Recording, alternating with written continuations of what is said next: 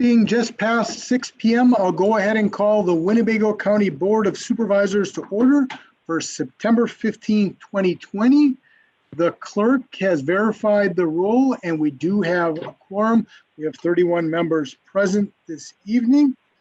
First item on the agenda is the Pledge of Allegiance, followed by the invocation by Supervisor Locke. If you could please all stand and join me in the Pledge of Allegiance.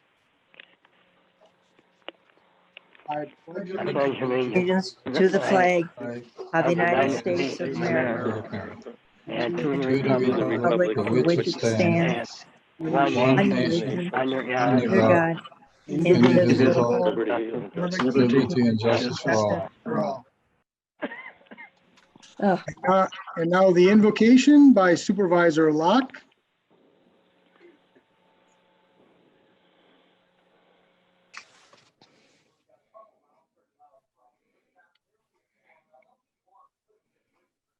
Please go ahead, Supervisor. As we come together tonight, we give you thanks for the good gifts you give us. We ask for your guidance in our lives, and we pray that your love would live amongst us. Amen. Amen. Amen. Thank you, Supervisor Locke. Next item on the agenda is a motion to adopt this evening's agenda. For that, I will call on Supervisor Albrecht. I move to adopt this evening's amended agenda. Second. There's a motion and a second to adopt this evening's agenda. We'll do a voice vote. All those in favor say aye. Aye. Aye. Any opposed say nay. Motion carries unanimously. Thank you, Supervisor Albrecht. Next item on the agenda is a time during each agenda in which we allow an opportunity for the public to speak on anything on this evening's agenda or any item under county jurisdiction. Is there anyone from the public who wishes to speak this evening? If so, please raise your Zoom hand and then I'll go ahead and call on each of you in succession. So I see one individual. I will call on Tamara Mathwig. Please go ahead. If you could state your name and address for the record first. Okay, my name is Tamar Mathwig. I'm from Omro and I'm a Winnebago County resident. Can you hear me okay? Yes, we can hear you well. Please go ahead. Thanks. Okay, so I just have two quick things to mention tonight, and mostly it's from the meeting that was 2 weeks ago. The first thing is that many county residents this summer appreciated showing up to these meetings in person. And with shopping centers and restaurants and cinemas open, it just seems fitting that maybe the county board meetings could be in person again. That's just my personal opinion on that.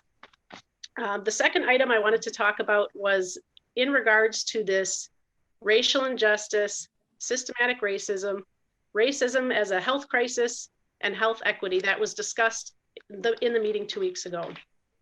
Those are all terms that we've been hearing now on mainstream media and YouTube and pretty much everywhere for months now, all summer.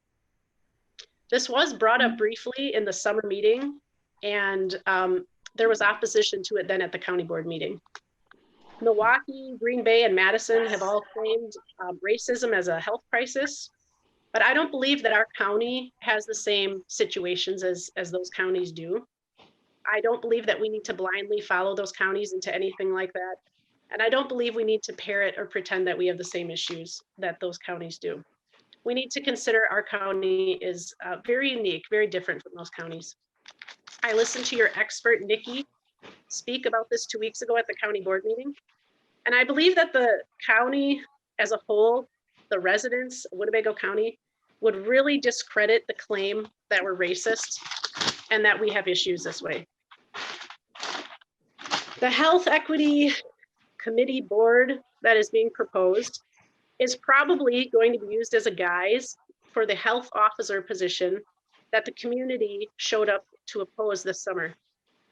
This Health Equity Community Board, whatever you want to call it, could result in the unelected individuals making decisions for the entire county, or maybe its intent is something completely innocent.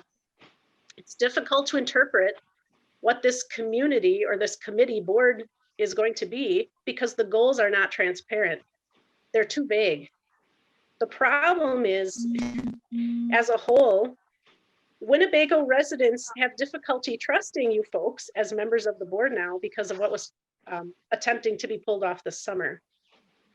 The expert, Nikki, discussed a statistic that the average age of death by race is higher for non-whites due to the stress of racism. The stress of racism. Are you talking about Winnebago County or are you talking about the whole state? Because that would be incredibly different statistics.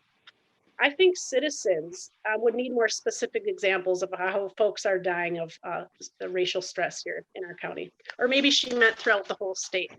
So if state statistics are going to be used, it shouldn't be used for proof that our county needs a board like this.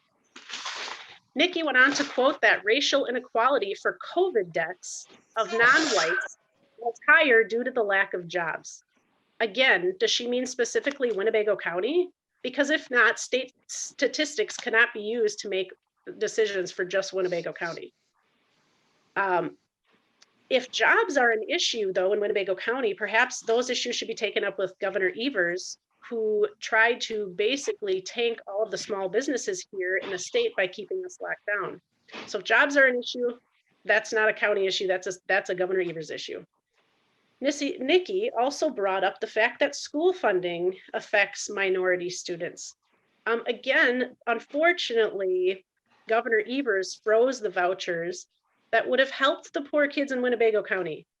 The vouchers were bringing choice to them. Their families could choose to have minority kids or poor kids in any school that they could get the voucher for, and that was going to bring freedom. Unfortunately, our governor froze that. Apparently, he doesn't want them to experience different schools. Nikki also stated that Wisconsin incarcerates Blacks at a higher rate than most states. Again, another state statistic, not necessarily that of Winnebago County. Nikki failed to discuss a few facts that could have been mentioned. Fatherless children. Fatherless children in Winnebago County, that can cause poverty and increased rates of future incarceration. Those are two really big indicators, fatherless children. So how about in our county, why don't we promote personal responsibility? These folks, anyone who breaks the law, has made a personal choice to break the law and not take that as a personal responsibility issue.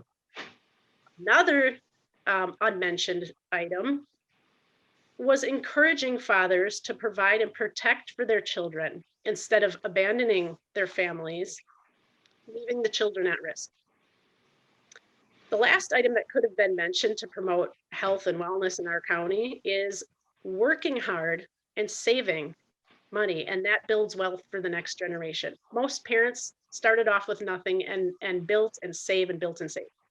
So a lot of the things that she came up with, I'm not really sure are indicators in this county. Your expert, her premise was that Winnebago County is somehow racist because Milwaukee in the 1930s showed maps of red lighting districts. That practice was abolished in the 1960s. So that excuse is 50 years old. And it's a completely different county, several counties away. So several board members wanted to push this community racial health equity community committee board. And they wanted to see action. And they were very, vehement about wanting to have pushing our county forward in this direction. The problem is the residents don't know enough about it. And we're very leery after what was tried to be pulled this summer. So diversity's a fair committee. That sounds just so beautiful. Those words are so beautiful. But the main goals are not transparent. The final goal of this whole thing is not known, and I think that scares people. There's no checks and balances. There's been no mention of accountability.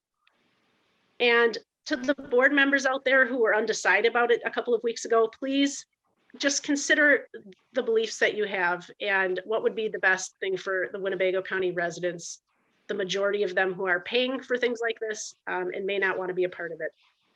Lastly, unrelated to the health issue, was that there was one of your board members 2 weeks ago, and I believe it was very unprofessional manner to have a certain board member advertise her political beliefs on a big sign hanging right above her head. If I were to do that, I would probably not be welcome to speak at this meeting. It's unethical for this board member to advocate for her presidential candidate on a board meeting. I don't know if that's unethical or illegal, but either way, it shouldn't be part of these meetings. In closing, number one, board meetings should be in public so we can all have a face-to-face conversation, or at least feel like we're being heard. And the second thing is the majority of county residents probably don't trust this new committee that you're trying to create, because a small amount of people making big decisions for the whole county is just going to be completely unacceptable. And it would probably lead to an overreach of power. Thank you. Thank you, and thank you for your comments. Is there anyone else from the public who wishes to speak on any item on this evening's agenda or any issue under county jurisdiction? Is there anyone else from the public who wishes to speak this evening? If so, please raise your Zoom hand and I'll call on you in succession. I'll ask one more time. Is there anyone from the public who wishes to speak this evening on any item on the agenda or any item under county jurisdiction? Seeing none, we'll go ahead and close that portion of the agenda. We'll move on to the next items, which are correspondence and resolutions from other counties. For that, I'll call on Clerk Ermer. Thank you, Chairman Ramos. This evening, there is a notice of claim from We Energies for damages to some of their equipment at 2600 Cold Spring Road caused by a county highway lawnmower that is referred to the Personnel and Finance Committee. There is a petition for zoning amendment from Robert Thelberg in the town of Winnebago requesting a zoning change from A2 R1 to A2 for agricultural purposes. That's referred to Planning and Zoning. Another petition for zoning amendment from Brent Walker, town of Oshkosh, requesting a zoning change from R2 to A2 for land to be planted as a forest. It's referred to Planning and Zoning. A petition for zoning amendment from David Vianola, the town of Black Wolf, requesting rezoning from R1 to R3 for a new condominium. And a petition for zoning amendment from Carol E. Lanzarotti in the town of Wolf River, requesting a zoning change from A2 to R1 for residential purposes. You also have a couple of resolutions from other counties. The first one comes from Pepin County, supporting a state Senate special session on water quality, which is referred to legislative. And then a resolution from Price County, support the commitment to veteran support and outreach, the CVSO Act, also referred to legislative. That's all.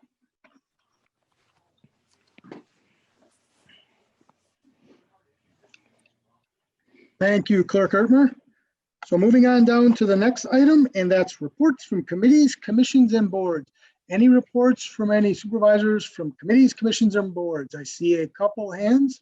So first I'll call on Supervisor Powers. Please go ahead, Supervisor Powers. Thank you, Mr. Chairman. I'm wondering, is this a time would be appropriate to ask a question about voting procedures? You can go ahead right now. Normally it would be about something else, but please go ahead if you have a question. Okay, I had some constituents who asked about the number of times that votes are being abstained, and I said I would check on it. I checked with a fellow supervisor to get some information, and he said there are two reasons to abstain from a vote. One, there's a conflict of interest, or two, the supervisor doesn't have enough information or is too unaware to make a decision on a vote. And I promised I would get back to the constituents who asked about that. Are those the two reasons why we would abstain? I'll go ahead and call on our corporation counsel just to give her thoughts in regards to that. Thank you. Marianne Miller? Yes.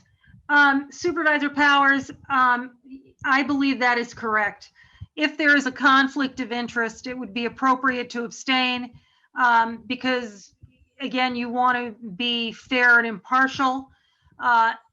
Similarly, if you are not familiar with the issue at hand, it's probably a good idea to abstain. However, since you all have the agenda a week before, it would probably be on a responsibility to go through the agenda and go through the proposed legislation. And if you have questions, ask.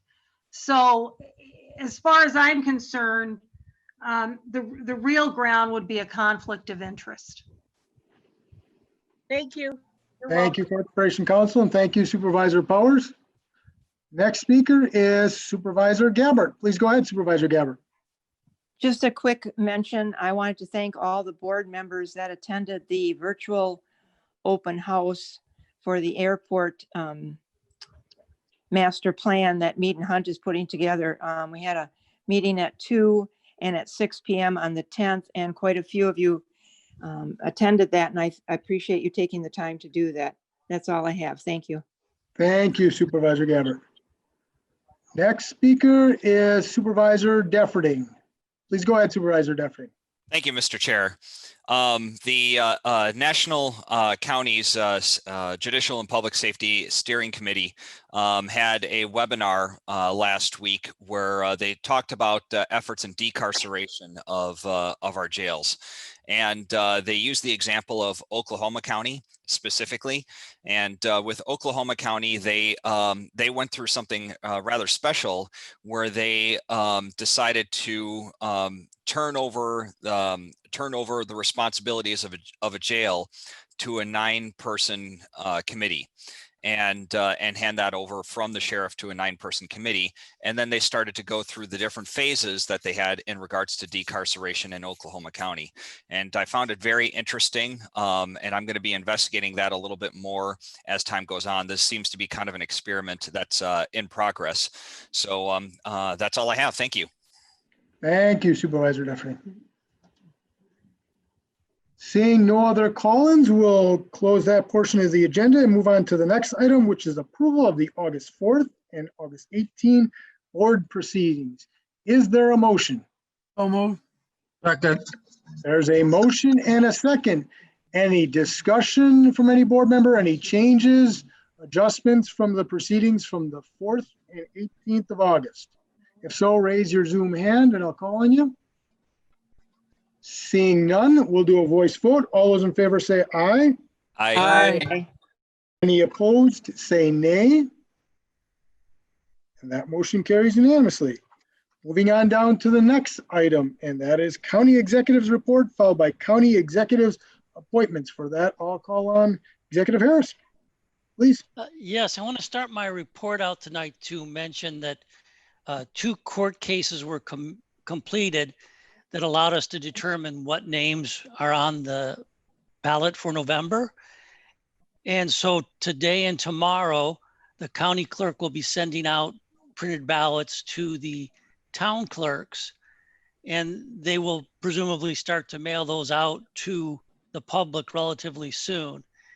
And I would just like to urge people who are first-time voters by mail to follow the instructions very closely and make note of the fact that the return envelope requires your signature and a witness. A lot of people miss that the first time they vote by mail, and it's important that you do that if you want your ballot to count. I've got a lot of resolutions I want to touch on. Resolution 079, that's authorizing a bond issue. And what's unique about this is that we're reaching a point where our reserves are sufficient, that we should be applying some reserves to certain purposes. But because this bond issue is probably going to come in somewhere near 1%, I would urge the board to support doing this bond issue. But then we should probably call 2 other bond issues that are between 2 and 2.5% that are outstanding from 2012 and 2014. With some of our reserves. That's one of the uses when our reserves get above the range.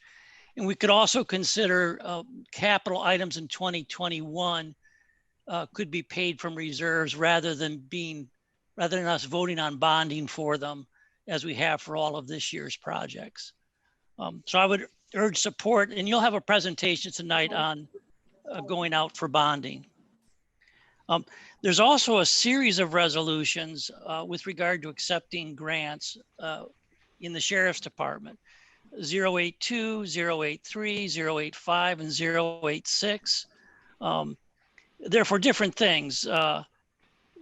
There's night vision equipment in there, some enhanced sensing equipment, audio and video equipment, and some leadership and training programs. I know we're all very sensitive about social justice issues, but I don't think turning down any of these grants furthers the cause of social issue. But and I also think some of this technology could save a sheriff deputy's life or a hostage's life. But what the board should do is insist that this new technology only be used in appropriate circumstances, not be used for, beginning investigations, to really be used in life and death situations where the life of a citizen or of a deputy could be at stake. And so it's my opinion that those grants should be accepted. In no way does rejecting those grants fund any other programs. There's another resolution on there that has to do with additional compensation for Parkview employees. What that has to do with is we do have some confirmed positive cases of Parkview residents. They're put in a segregated area, and employees that work directly with those individuals are taking a substantial risk. They're known COVID positive patients. And so resolution 087 is asking for additional hourly pay, but only for those employees that are working directly with those residents and for the hours that they're doing that. The original proposal to the P&F committee was for $10 an hour. That was based on what Sheboygan was doing. But it's coming to you at $5 per hour, but I would urge support for that resolution and even possibly amending it to a higher amount. There's also an item in there, resolution 088, which is for additional funds for the public health department. This is because this is for salaried employees in public health, because they've been working a substantial amount of overtime since March. And of course, as salaried employees, that overtime isn't compensated. And when we hired an outside consultant to establish fair salary levels for employees, they would never have anticipated the level of ongoing overtime that these salaried employees are working. That actually is coming to you in a resolution, but from the P&F committee for, I think it was $500. It was originally proposed to them for a higher amount of money. We recognize that this is not a payment in proportion to the amount of hours of overtime worked. And another solution we consider was converting them to hourly employees. But the problem there is that the payroll for hourly employees has a 2-week lag, and that's pretty normal everywhere. But our salaried employees are paid currently. So if we converted these employees to hourly employees, they would have a 2-week gap in pay. And most of us can't afford a 2-week gap in pay. And I think that's the items I have. That the only remaining items would be all of the appointments. Okay, so before we go to the appointments, I see one question or comment from Supervisor Powers. So I'll call on Supervisor Powers. Please go ahead. Thank you, Mr. Chairman. Mark, that was one of the things that I was concerned about and did not understand with the stuff being sent to the sheriff. And I did call the sheriff this week and spoke to John, and I said, because it talks about SWAT, and it mentions weapons, are there weapons being involved in this? And he said, no, that's just that's the SWAT team is what it's called. He said it has to do with cameras and infrared, is it called infrared lighting, trying to locate people who may be hidden in a building or in a home. So that was one of the questions I had, because we are all sensitive to militarizing the police and the law enforcement. And he assured me this was all sort of equipment that would aid in saving lives, saving the lives of suspects, people in a residence, officers. It's available to be used by other counties surrounding us. And I felt very comfortable with his answers. Thank you. Thank you, Supervisor Powers. Can I respond as well? Please go right ahead. Yeah, I just want to say that I understand the concern about militarizing the police, but a lot depends on how they use the available equipment. And for instance, when they got a new armored car, I wondered why they needed a vehicle that was so heavily armored. And, you know, I thought, is this going to be in parades or is it going to be used for crowd control? But that's not how they've used that armored car. They really only use that in hostage situations to get the SWAT team close to the location without them being vulnerable to fire. And it's technology that I might question, do they really need it? But there have been times that they've really needed it, and they've only used it in those appropriate times. They've not abused that equipment. So that's what I hope they would do with these technologies. The technologies would give them a lot of surveillance capabilities, but as long as they're using them in emergency situations and not abusing them, I think they're a good thing, and someday they may save a life. Thank you. I don't see any other call-ins, so we'll move on to the county executive's appointments. My first appointment is to the new director of Land and Water Conservation Department, and that's Chad Casper. So moved. There's a motion. Is there a second? Second, Snyder. There's a motion and a second. Is there any discussion? So just go ahead and raise your Zoom hand. Seeing none, we'll do a voice vote. All those in favor say aye. Aye. Any opposed, say nay. That motion carries unanimously. Wonderful. Look forward to working with you, Mr. Casper. Please go ahead, Executive Harris. I have two appointments to the Board of Health, Louis Grutzmacher and Toby Vanden Heuvel. Is there a there's a motion and there is a second to approve the appointments to the Board of Health. Any discussion? Seeing none, we'll do a voice vote. All those in favor say aye. Aye. Any opposed, say nay. Hearing none, that motion carries unanimously. Moving on down to the next one.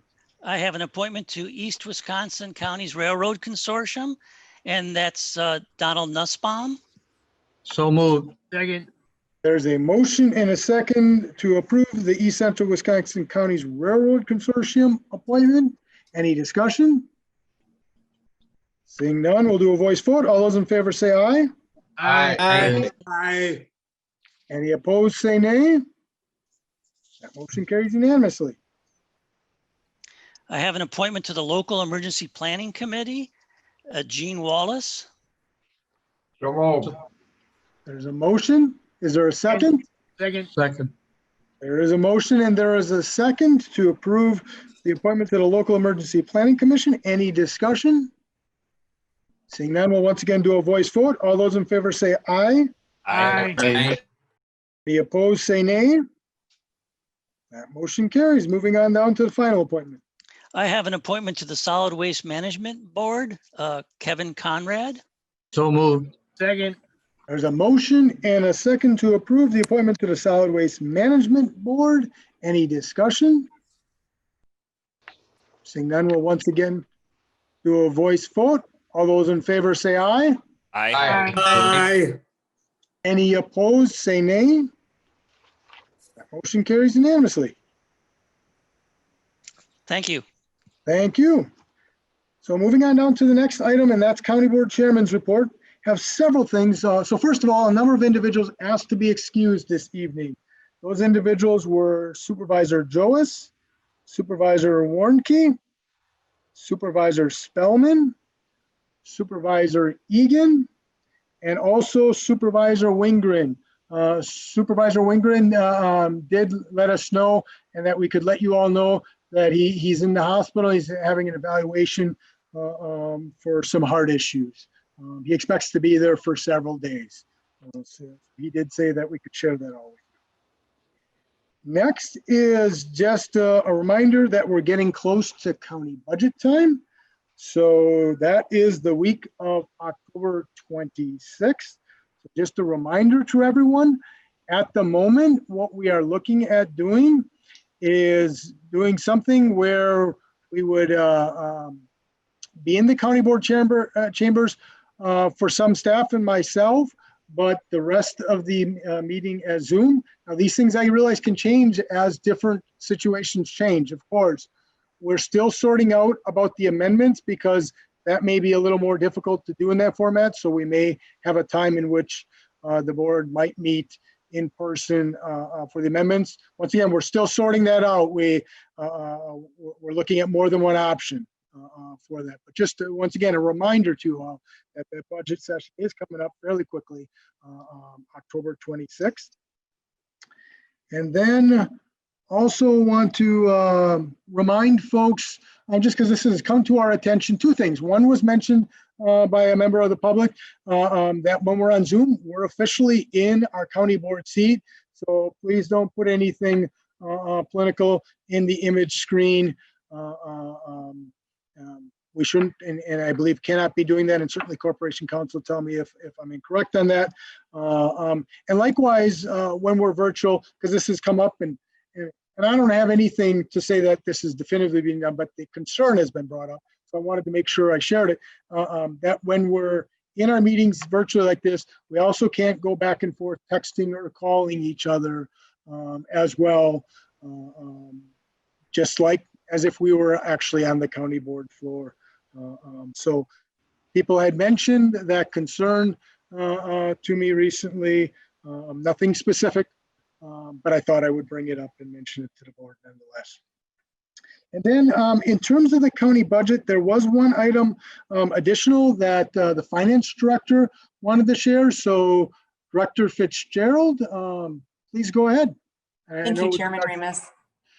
I just wanted to let everybody know that we will have the executive budget book on online format available at the end of day on Monday, September 21st. We'll have it out on the front page of the county website, and it'll be under the county government box, and it'll be labeled 2021 executive budget. So you will be able to get the PDF version of all 616 pages out there.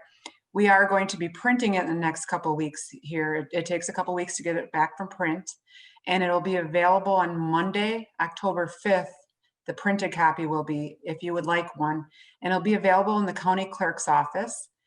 And if you're unable to come or would not like to come pick it up at the county clerk's office, please contact Sue Ertmer, and she will work with you to get you a copy and send you out one. And thank you, Director Fitzgerald. I have a couple other items. One, I asked, before we go on, Supervisor Powers, did you have a question related to that? I did. September 21st, the county government, what was the website again, and what do we look for? Yes, you go right out on to Winnebago County's website, our official website. Right in the middle of the page, there is a box that says county government, and that's where you find like the board calendar and so forth. In that box, there'll be a line to click on that says 2021 executive budget. When you click on there, it'll bring you to the PDF. Okay, thank you. You're welcome. Thank you, Director Fitzgerald, and thank you, Supervisor Powers. I'm going to have some there right here. A couple other items just wanted to mention. So first, I asked the Corporation Counsel, Mary Ann Miller, if she could give a couple of comments again about walking quorums. This has come up recently, and it's actually come up in the past at different times. And I just asked her to give a reminder to the board of what that is and what to watch out for potentially when you're doing various communications, particularly in email and that sort of thing. So Corporation Counsel, if you could please give some thoughts and explanation of a walking quorum. Thank you, Chairman Ramos. Just to refresh all the members of the supervisor's recollection, our Supreme Court, in the case of State versus Showers, indicated and stated that members of a government body can violate the open meetings law by participating in a walking quorum. So what is a walking quorum? A walking quorum, as you all may recall, is a series of gatherings among separate groups of members, each less than quorum size, who agree tacitly or explicitly to act and vote in a certain manner in numbers sufficient to reach a quorum. Specifically, and I'm taking the language right out of the from the Supreme Court, quote, "It is certainly possible that the appearance of a quorum could be avoided by separate meetings of 2 or more groups, each less than quorum size, who agree through mutual representatives to act and vote uniformly, or by a decision by a group of less than quorum size, which has the tacit agreement and acquiescence of other members sufficient to reach a quorum. Such elaborate arrangements, if factually discovered, are an available target for the prosecutor under the simple quorum rule." And it is important to note that the potential of a group to determine the outcome of a proposal is whether that potential be the affirmative power to pass or the negative power to defeat. So, in other words, this could be a situation where there are emails going back and forth amongst supervisors. There is texting going back and forth amongst supervisors during meetings. And it's not only electronics in terms of emails or texts. It could be making phone calls before meetings. Again, it's to basically persuade and basically have an agreement to act or vote in a certain manner. Phone calls, even having discussions prior to meetings. And so, as you all know, the question may be, well, why is this a problem? Because as you should know, the fundamental issue is the right of the public to be fully informed regarding the conduct of government business. The public, absent an exception found in the law, has the right to know fully the deliberations of the group, and the public is entitled to know less. I would also point out, as I'm sure some of you may remember, that you could be fined, if you are fined for a violation, any of these penalties have to be paid out of your own personal finances. This is not a reimbursable expense. So it's always very important to keep this in mind via emails, via text, via phone calls, via having discussions prior to meetings. Thank you. Thank you, Corporation Counsel. I see one call in. I'll call on Supervisor Finch.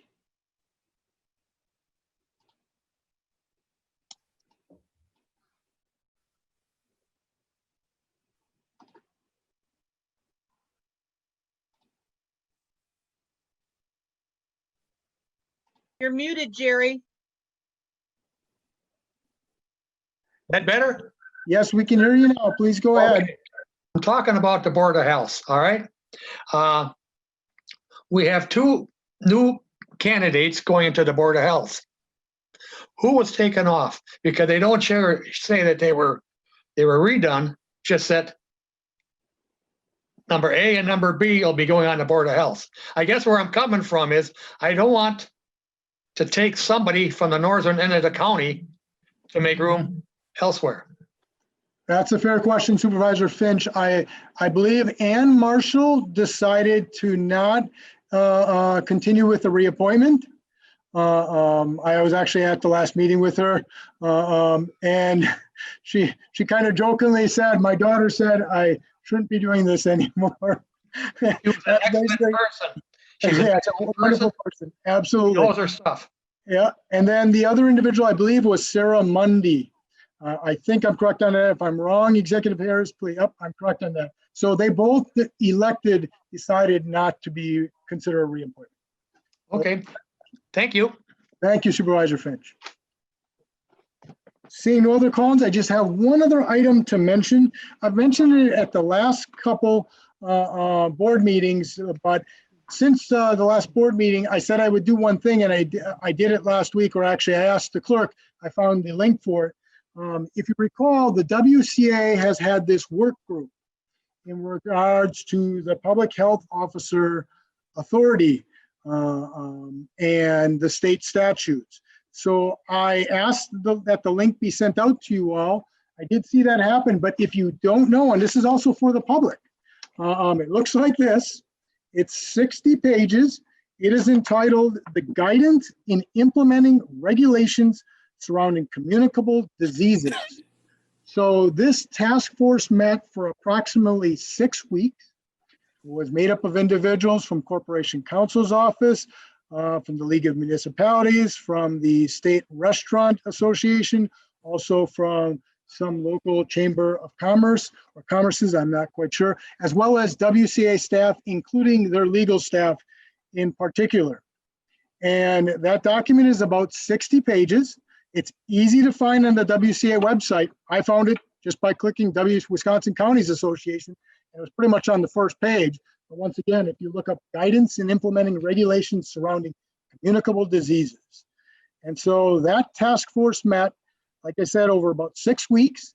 And that document is exactly that. It's guidance. It is not a specific model ordinance. It's not necessarily a specific recommendation, although it's a recommendation of what to consider to do or not to do if you are going to put an ordinance in place. As you all know, this is something that counties have been grappling with throughout the state. I will tell you that when you read that, a lot of it is legal precedent. I'm not an attorney, but a lot of it is the history behind health officer authority or a governmental's authority during a situation that would be considered an emergency, pandemic, or some other health emergency, as well as defining the situation as it relates to what has occurred over the last 6 months, especially relating to the Safer at Home order and how this intertwines with it. And then it also provides some guidance of what to consider if a county is going to consider an ordinance. And what I would tell you, once again, I'm not a legal individual, but to me, it breaks down into two things. One, the state statutes in Chapter 252 that are already there that stipulate what a health officer already can do. And then two, though,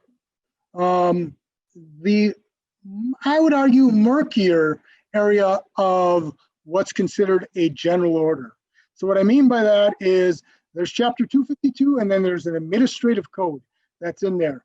And the administrative code is fairly specific as to what a county health officer can do in a certain situation with an individual or a certain organization when they feel there is a public health concern. And that administrative code is pretty well defined. It's very well defined. It's codified as to their process of what they go through for that. So the reason I'm telling you that is because for general orders, there is some discussion in this document about what counties could consider doing if they were to have an ordinance that related to general orders. And in my view, it boils down to this. It boils down to that if you were going to have an ordinance that also include general orders, that general order then would, at least by their consideration, have legislative oversight by the body, which I'll be honest, doesn't surprise me because I would argue I've had conversations with multiple folks over the last 3 months very much about that. So it actually didn't surprise me too much about that. As you know, some of the public have voiced that feeling. In other words, having a legislative body oversight to review and affirm an order that was considered a general order to the whole public, to the whole county. Once again, I'm paraphrasing. You can read it to determine for yourself, but that's pretty much my take home to it. I encourage you all to take a look at it. I encourage the public to take a look at it. So that's why I'm telling the whole public, where it is, the WCA, Wisconsin Counties Association website. It's the guidance in implementing regulations surrounding communicable diseases. I'm also letting you know that there may become a time in the future where I may propose something based on this guidance and based on input, frankly, from the public and actually this board during some of the public comment periods at prior meetings. So I'm giving full disclosure. I was the person who took it off the table. So it's incumbent on me to decide if it's going to come back that I put something forward. Throughout this process, I've never stopped any county board member from putting something forward. So I want to make sure everyone's aware of that because I want to be consistent with everything I've done with agendas. So I've not stopped any county board member, but I also feel I have some obligation because I'm the one who took it off to at least put something forward for this board to decide as to whether or not it would or wouldn't support that. So I want to let the public know that, and I want to let the county board know that as well. So I do see one call in. I'll call on Supervisor Binder. Please go ahead, Supervisor Binder. Just out of curiosity, for the budget hearing or meetings, would it be possible to meet at the Expo Center? I thought when we had the meeting there, it actually went very well. And the supervisors that don't feel comfortable appearing in person could use Zoom. But I think for the public, at least on the initial presentation of the budget, they would like to be there in person to be able to show us what their feelings are on the budget. I know that the cost of renting equipment was expensive. Is that why we're not doing it, because of the cost, or? No, I don't want to. So first of all, Supervisor Binder, that is one thing that had been considered. And I'll tell you, this isn't a done deal. Sue knows I talked to her about this afternoon as well. So we've considered doing it at the Expo Center as well. So we're trying to balance figuring out one, bringing the board together, one, access to the public, but also two, trying to figure out how to try to do the best we can to maintain health. So you're correct. The Expo Center was one of them being considered. I would, in full disclosure, Supervisor Binder, I wouldn't tell you, while cost is always a consideration, I wouldn't tell you that's our hindrance if we decide not to go into. And frankly, I just appreciate your input as we kind of consider all these options over the next 5 weeks. So I'm looking for that. So thank you. Thank you. Next, I'll call on Supervisor Lenz. Thank you, Chairman. Just on the topic of meeting in person for the budget, have we explored, and I'm pretty sure you guys have thought about it, but I'm going to throw it on the table anyways, the use of those clear plexiglass or whatever it is, plastic shields to separate us or to add extra barrier? So that's actually a good point. So we did talk about that with public comments to have a plastic shield in that area. We hadn't talked about it specifically with individual members, but that's interesting that you bring it up. We hadn't considered, so thanks for bringing it up. Looking for input, so thanks. We were considering it for the public, yes. We had not with individual members, but that's worth considering. So thank you. Okay, Supervisor Powers, please go ahead again. Thank you, Mr. Chairman. I would be in favor of meeting in a larger facility, like out at Sunnyview, but I would really expect there to be enforcement of a mask mandate. I was Zooming the meeting that was held out there, and there was a lot of shouting and a lot of threats, including people who talked about Second Amendment rights and we know where you live. I found it very frightening. I was glad I was at home, but I was also glad because I know they weren't wearing masks. And if we can't be assured that people will be doing everything they can to protect those of us who are doing our best to serve, I'm not in favor of meeting in person. Thank you, Supervisor Powers. That's why this is a very difficult, there's pros and cons either way. So thank you for your input, Supervisor Powers. Next, I'll call on Supervisor Fari. Please go ahead, Supervisor Fari. Thank you, Mr. Chairman. Can you hear me adequately? Yes, we can hear you well. I would share Supervisor Powers' concerns. In fact, the town of Vinland last night passed a mask requirement when you come into the town of Vinland. So into the town hall public meetings. And I think that should be a precedence, not only for our town, but for the county to ensure the safety of everyone. No mask, no presence. That's my opinion also. Thank you, Supervisor Fari. Okay, seeing no other call-ins, that'll close that portion of the agenda. So we'll move on down to the next items on the agenda, which is zoning reports and ordinances. We have one this evening, and that is a mandatory ordinance number 080820, Town of Clayton for Ryan Pfeiffer et al., rezoning from A2 General Agriculture to R1 Rural Residential for tax parcel number 006-0015-03. For that, I will call on Supervisor Youngquist. Mr. Chairman, I move for the approval of a mandatory ordinance number 080820. Second. There's a motion and a second to approve a mandatory ordinance number 080820. Any discussion from any board members? If so, just go ahead and raise your Zoom hand. Seeing none, we'll do a voice vote. All those in favor say aye. Aye. Aye. Any opposed, say nay.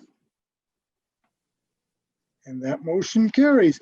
And just for the board, if for any reason you are trying to say aye or nay, and you're uncertain, if we can tell, raise your Zoom hand and I'll make sure we clarify your vote at any time during the vote. Okay? All right, so that concludes zoning reports and ordinances. So next items are resolutions and ordinances. First one this evening is resolution number 075-09-2020, Commendation for Mary Frederickson. For that, I'll call on Supervisor Rasmussen. Thank you, Mr. Chairman. I move for resolution 075-09-2020. Second. The motion and a second, please go ahead, Supervisor Rasmussen. Over 34 years ago, Mary began work as the Assistant Developmental Disabilities Coordinator in a small department called the Unified Board, where she came to know all of her consumers with developmental disabilities by name. Last month, she ended her career as the Deputy Director of the Human Services Department, overseeing a budget of $48 million. Mary was tenacious in assuring all persons with developmental disabilities the best opportunity to live, work, and play in their natural environment. She was a change agent throughout her career and participated on several state advisory committees and councils. She also had a very active role in creating the long-term support modules in the Clinical Manager Computer Database and facilitated the creation of the current Aging and Disability Resource Center before the major transition of adult long-term care services to the private family care model of service provision. We wish Mary an enjoyable retirement. Thank you, Supervisor Rasmussen. There was a motion and a second, so we'll do a voice vote. All those in favor say aye. Aye. Aye. Any opposed say nay. Motion carries unanimously. Moving on down to the next item, and that's the top of the second page. Hey, Chairman Resolution- Ramos, a Yes, couple Supervisor. people had their hands up before we voted. Oh, I very much apologize. So if you could please, I apologize. So Supervisor Albrecht, please go ahead. I apologize. I was gonna second it. Thank you, Supervisor Albrecht. And Supervisor Finch, You're muted, Jerry. I don't know how that happens all the time, but thank were you. you gonna second it too, Supervisor No, Finch? well, definitely. But the thing about Mary is I've had some good experience with her. She was a very dedicated person. She always had a smile on her face. She will be greatly missed. And there ain't a whole lot more I can say except she was just a superb person that if you had a question, she didn't give you a lot of garbage. She got the answers for you and was just, like I say, a superb person. You're going to be missed. Thank you. Thank you, Supervisor Finch. Next resolution on the top of the second page, that's resolution number 076-09-2020. Commendation for Tracy Handy. I'll once again call on Supervisor Rasmussen. Thank you. I move for resolution 076-09-2020. Second. There's a motion and a second. Please proceed, Supervisor Rasmussen. With 28 years of service to citizens of Winnebago County, Tracy Handy retired from the Sheriff's Office on September 1, 2020. Tracy began her career in 1992 as a corrections deputy. In 2001, Tracy was promoted to the position of corporal, and with her great interpersonal skills, she began to make her mark on the agency and the community she served. Tracy was a field training officer for newly employed staff, acted as an officer in charge, and served as the jail registrar. Using her knowledge and experience, Tracy mentored many new employees, providing them both the tools and knowledge to lead a successful career, as well as providing them a roadmap for individual career growth inside the agency. Tracy's distinguished record and compassionate service is both commendable and appreciated. Please join me in expressing our gratitude and best wishes as she enters retirement. Thank you, Supervisor Rasmussen. So there was a motion and a second to approve resolution number 076-09-2020, commendation for Tracy Handy. We'll do a voice vote. All those in favor say aye. Aye. The opposed say nay. Motion carries unanimously. Moving on down to the next resolution. Resolution number 077-09-2020, commendation for Philip Carpenter. Once again, call on Supervisor Rasmussen. Thank you. I move for resolution 077-09-2020. Second. There's a motion and a second. Please proceed, Supervisor Rasmussen. Philip Carpenter began his 37-year career with Winnebago County in 1983 in the maintenance department at Parkview. He was a sole maintenance person on the evening shift. He worked diligently at meeting the needs of employees and residents. His positive attitude and friendliness brightened everybody's day. In 2008, Phil transitioned into the county's facility and property management department. Phil's easygoing style and willingness to pitch in made him a valuable asset to the county. His "we're all in one team" philosophy made him a role model for the rest of the department. His positive attitude and willingness to try new things was inspirational. Phil will be remembered and greatly appreciated for his dilly bar treats. Commitment and dedication to Winnebago County is outstanding. Please join me in gratitude for Phil's 37 years and best wishes for his future in retirement. Thank you, Supervisor Rasmussen. So there was a motion and a second to approve resolution number 077-09-2020, commendation for Philip Carpenter. We'll do a voice vote. All those in favor say aye. Aye. Aye. Any opposed, say nay. That motion carries unanimously. Moving down to the next resolution. That's resolution number 078-09-2020. Support the implementation of the Winnebago Waterways Lake Management Plan. For that, I will call on Supervisor Fari. Thank you, Mr. Chairman. It is with great pleasure that the committee and I bring this forward for approval of the county board. Resolution 078-09-2020. Second. There's a motion and a second to approve resolution number 078-09-2020. I'll open it up for any discussion from the board. Any supervisor who has any discussion or comment? If I might comment, Mr. Chairman. Please go ahead, Supervisor Fari. I want to thank the board, this board and previous boards for supporting the direction and beginning of this lake management plan. It has actually been in process for 3+ years. So a lot of dedication. We need to recognize Fox Wolf Watershed for their criteria and suggesting ways to bring it forward, their implementation and their dedication to the Lake of Winnebago, the pool lakes, and also the drainage basins that are all involved in this. So hats off to everyone. I also want to give a thank you for the Tri-County Committee, Executive Committee. That would be Winnebago, Fond du Lac, and Calumet. So a lot of work, a lot of people involved, and finally we got it done. So that's my Thank little you. spiel. Thank you. Thank you, Supervisor Fari. I also want to commend the individuals involved. It's a very detailed plan. It's broken down into a number of different areas like water quality, recreation, this sort of thing. And it's amazing the detail in terms of the recommendations that are so specific in each of those areas. So I also agree with you, Supervisor Fari. Thank you. Awesome job. Seeing no other call-ins, we will do a voice vote. All those in favor say aye. Aye. Any opposed, say nay. That motion carries. Moving on down to the next resolution. That's resolution number 079-09-2020.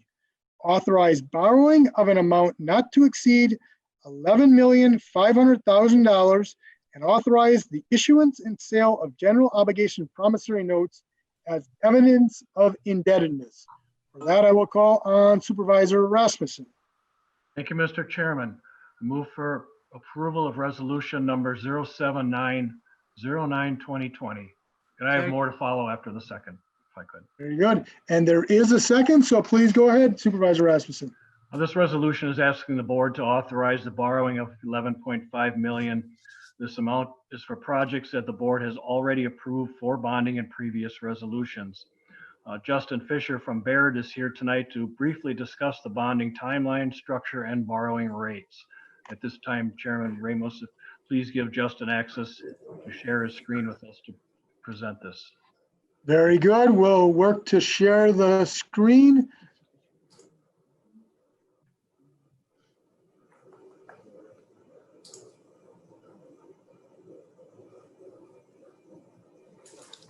Well, good evening, everyone. Can everyone hear me okay?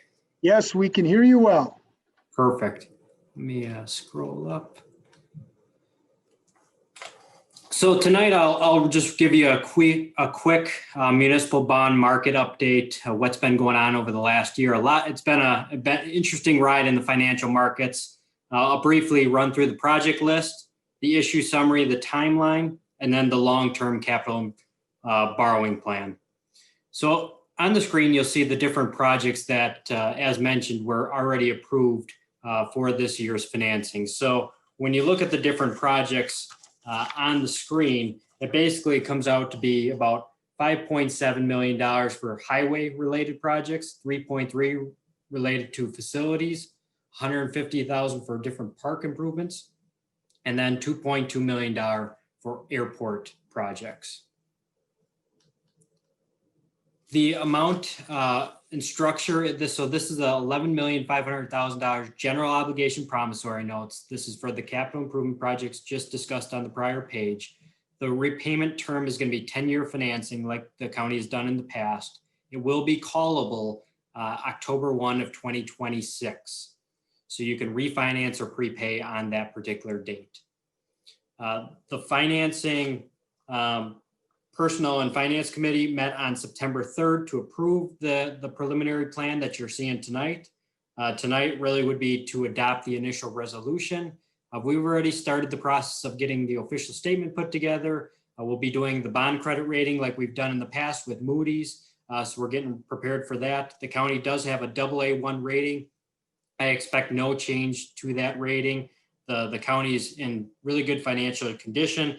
And really, you see it year over year, but what Moody's points out is strong fund balance, maintaining at least 30% operating revenues, so very strong fund balance. And that's really important in a year like this with COVID and having impacts on budgets that you're seeing throughout the country of different types of communities, counties, et cetera. So having a strong fund balance is really important, especially this year. And then the low amount of debt, and then the strong management by the county. So those are the three things that you typically are going to see in your bond rating report. And I would expect the same this year as well. On October 20th, the county board would adopt the award resolution. And really, we wanted to get the timing of this financing put in place prior to the presidential election.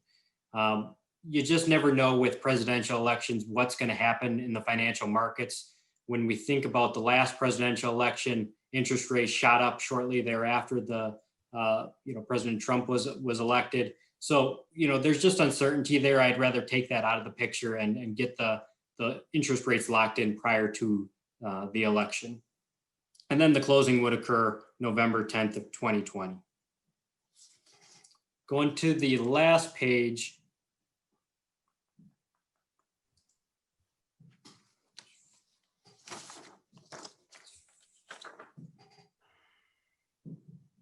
Freezing up on me a little bit. I apologize.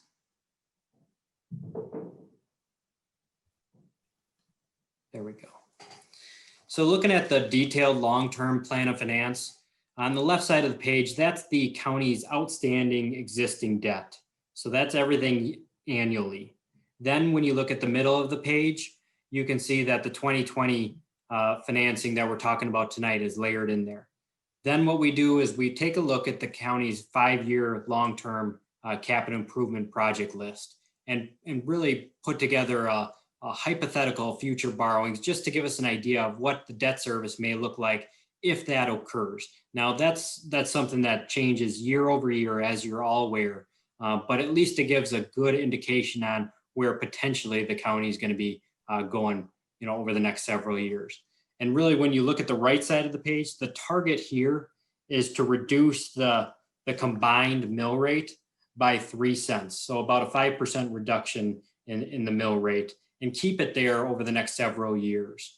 So that's the plan. Over the last several years, we've been able to reduce the mill rate about 2 cents a year. And this year, because of where interest rates are, the growth of the counties looking very very good, we're able to do a 3 cent reduction this year.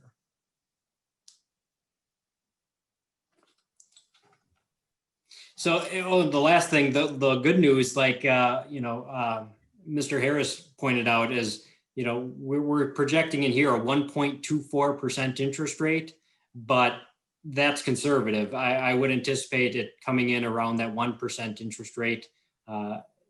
We've done some bond sales recently, and they've come in right around that 1%, and I would expect for the same for the county. So it's unbelievably low interest rate time right now.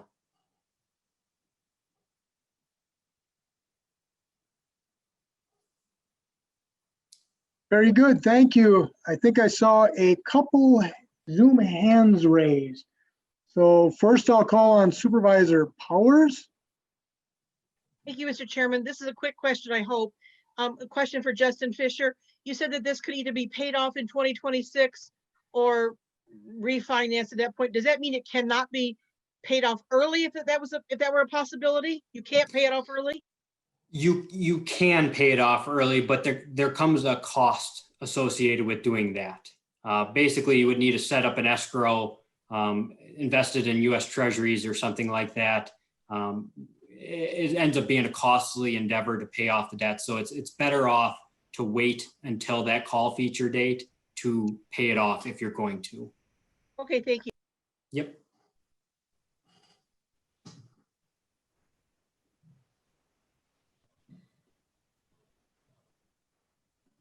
You ready to go back to your Yeah.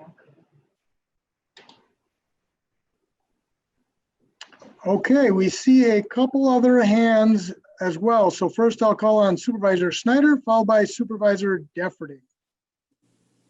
Thank you, Mr. Chairman. I just, I'm sure that we are going to be provided with that, the slides that Justin just showed, but just trying to make sure we are provided with that either in the minutes or a direct email.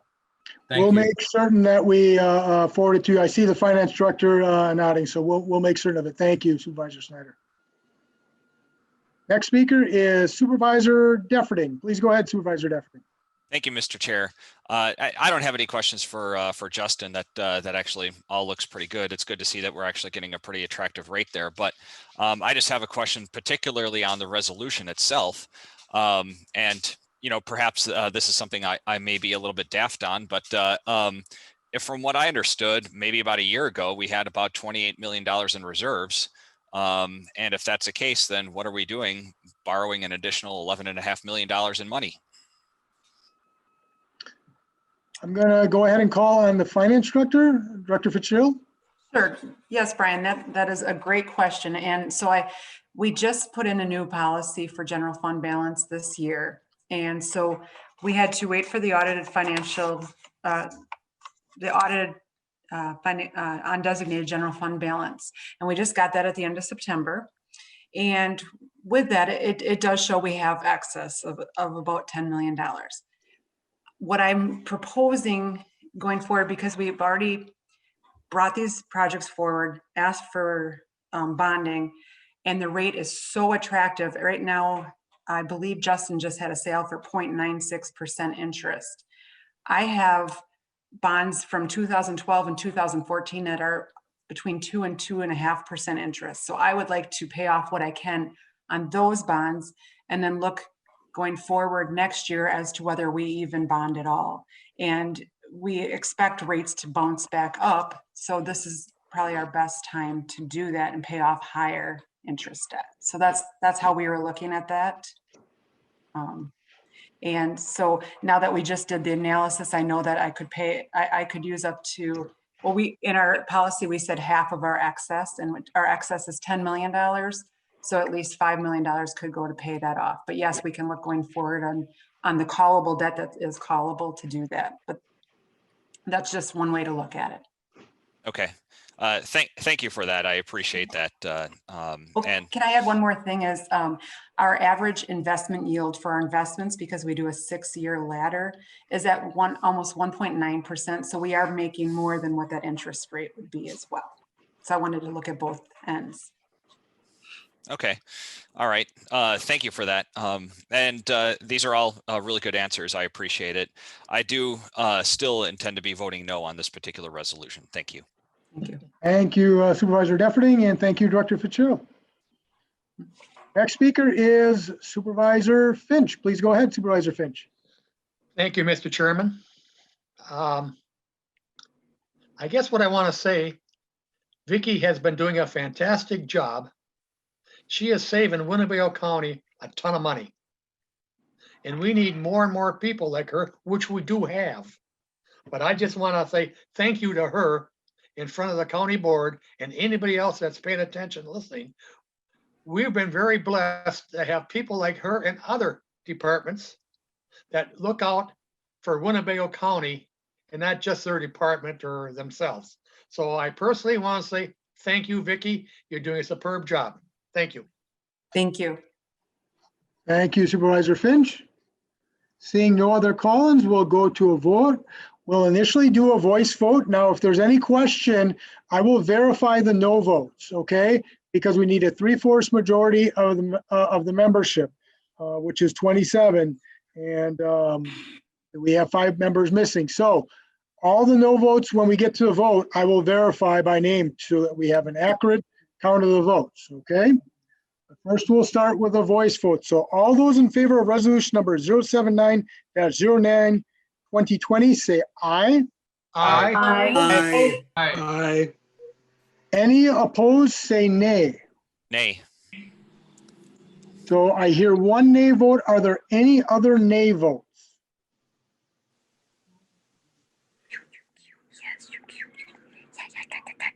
I'll ask one more time. Are there any other nay votes? Seeing none, there's one nay vote, and therefore that motion carries. Supervisor Gordon? I'm going to hold on here. I apologize because I want to make sure. Supervisor Gordon, if you have your hand up, please go ahead and speak. Sorry, that was an accident. Okay, very good. So with one nay vote, that motion carries. All right. Moving on to the next resolution. That's resolution number 080-09-2020. Authorize the Winnebago County Clerk's Office to accept a county election security subgrant from the Wisconsin Elections Commission in the amount of $75,614 and appropriate the funds to related expenditures. For that, I will call on Supervisor Ellis.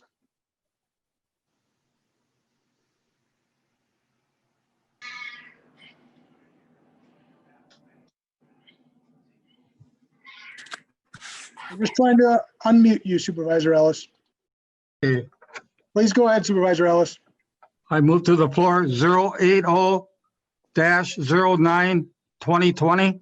Second. Second. The motion and a second for resolution number 080-09-2020. Any discussion? If so, just go ahead and raise your Zoom hand and I'll call on you in succession. Seeing none, we'll do a voice vote. All those in favor say aye. Aye. Any opposed, say nay.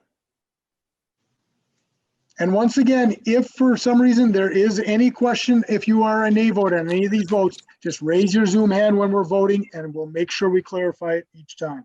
So that motion carries. So moving on down to the next resolution, that's resolution number 081-09-2020. Approve a transfer of $24,021 from the contingency reserve account to the Winnebago County Facilities and Property Management Department Capital Improvements account to provide additional funds for the district attorney's diversion program Connect remodel. For that, I will call on Supervisor Keller.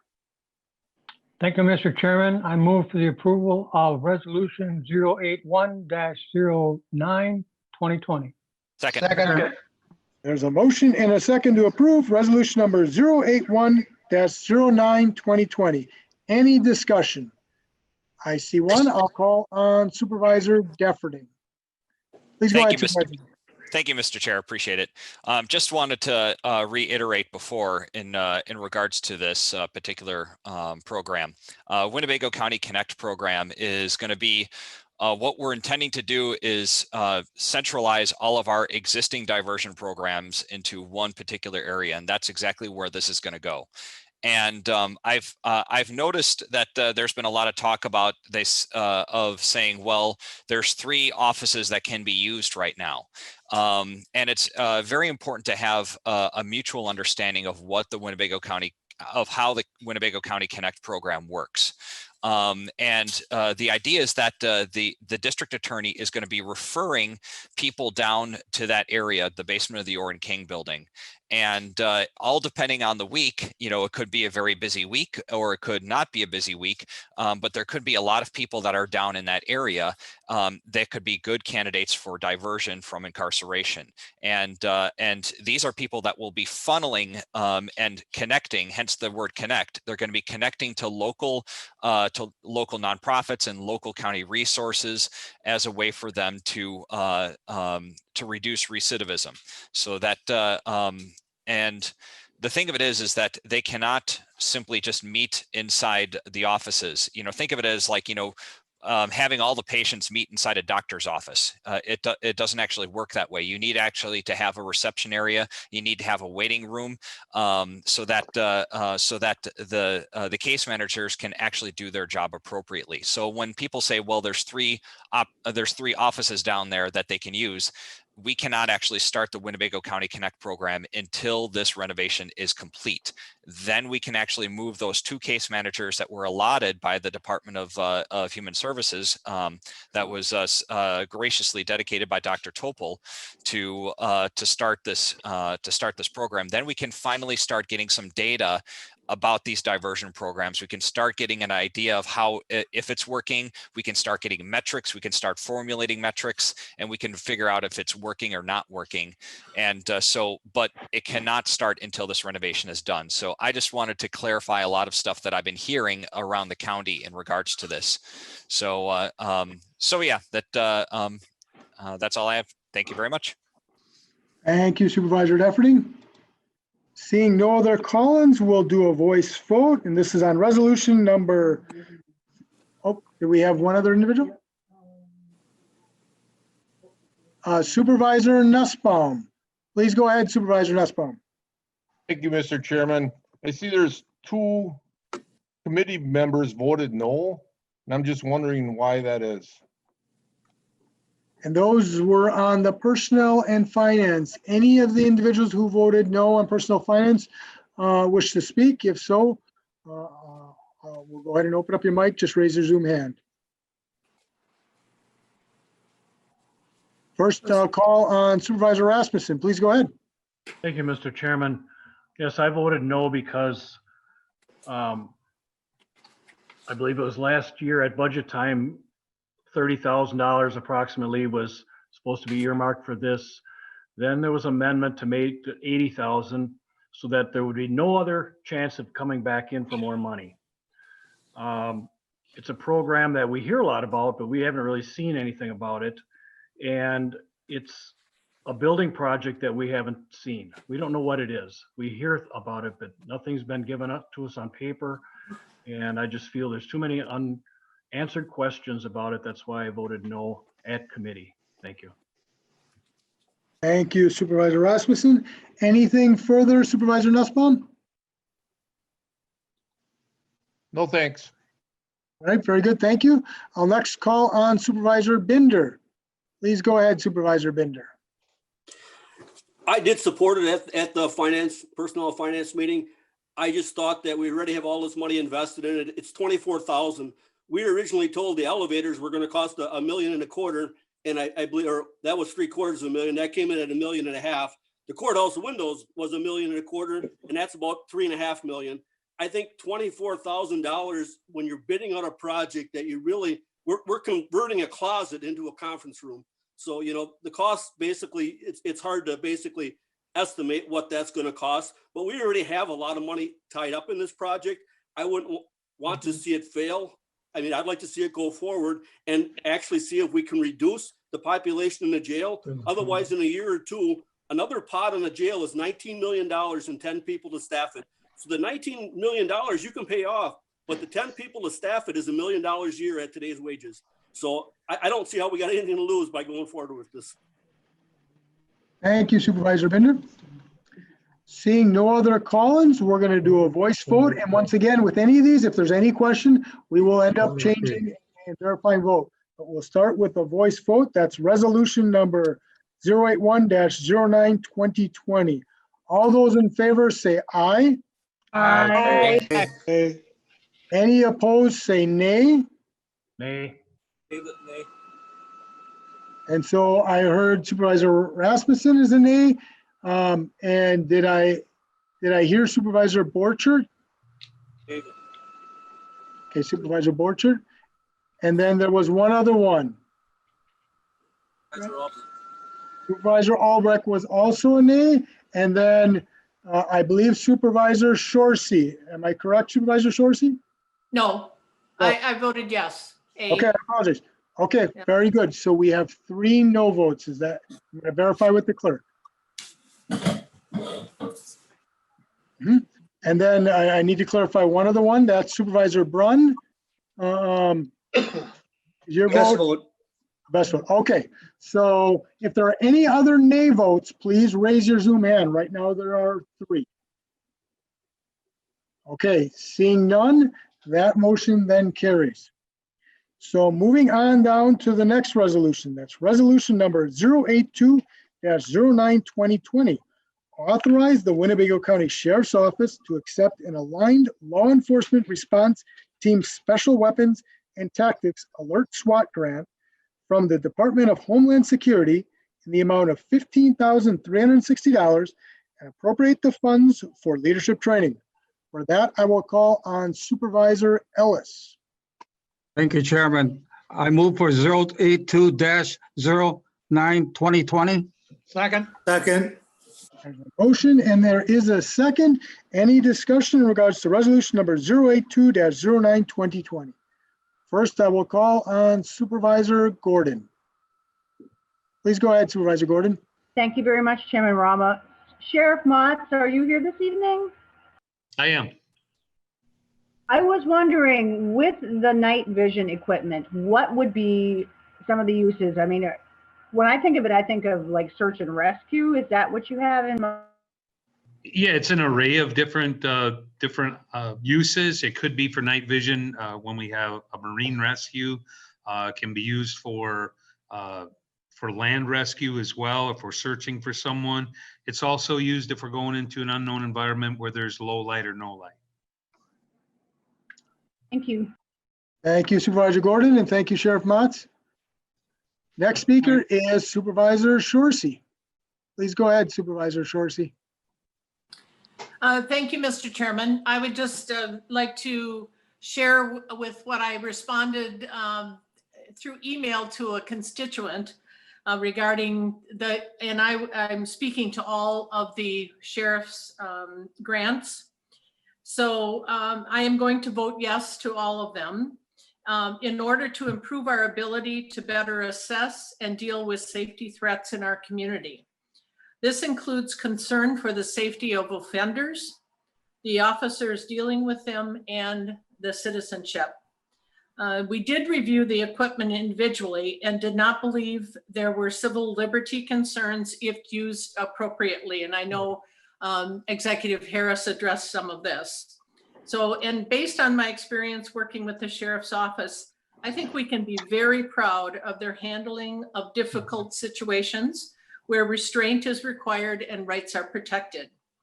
One of the items will be used in domestic and hostage situations, and my understanding is those are some of the most dangerous to everyone involved.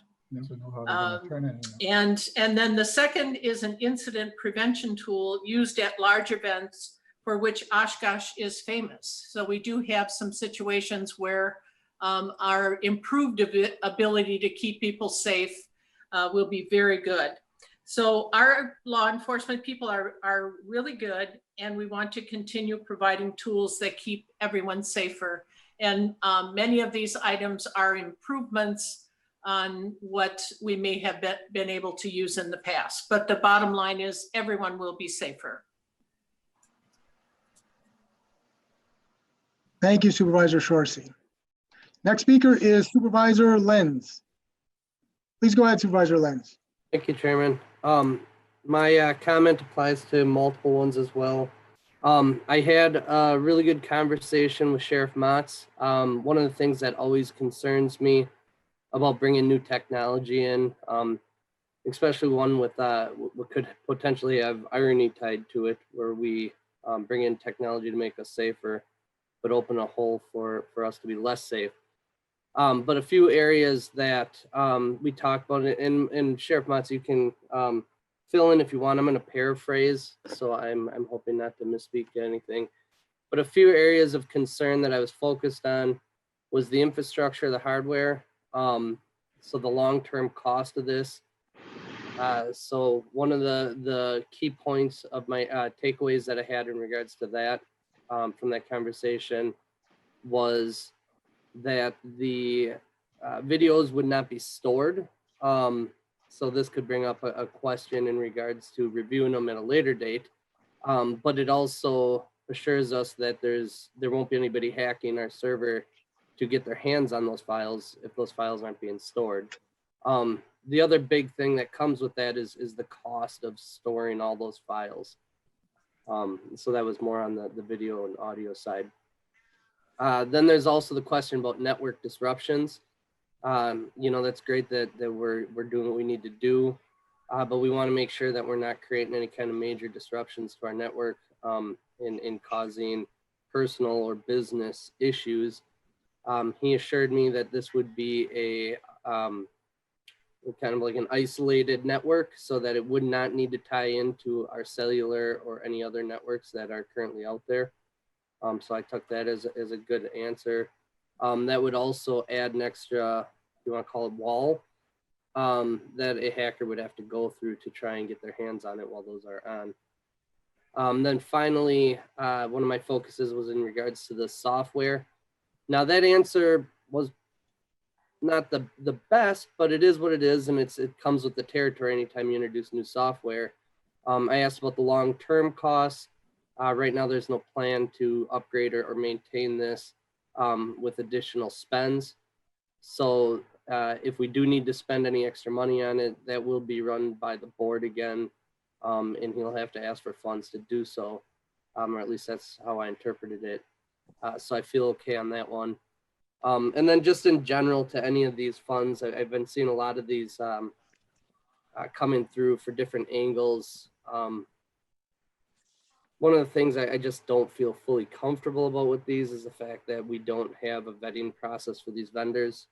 But Sheriff Mott was able to speak to that, and he had pointed out that a lot of this vetting does happen at other levels of the government before the grant is offered to the county.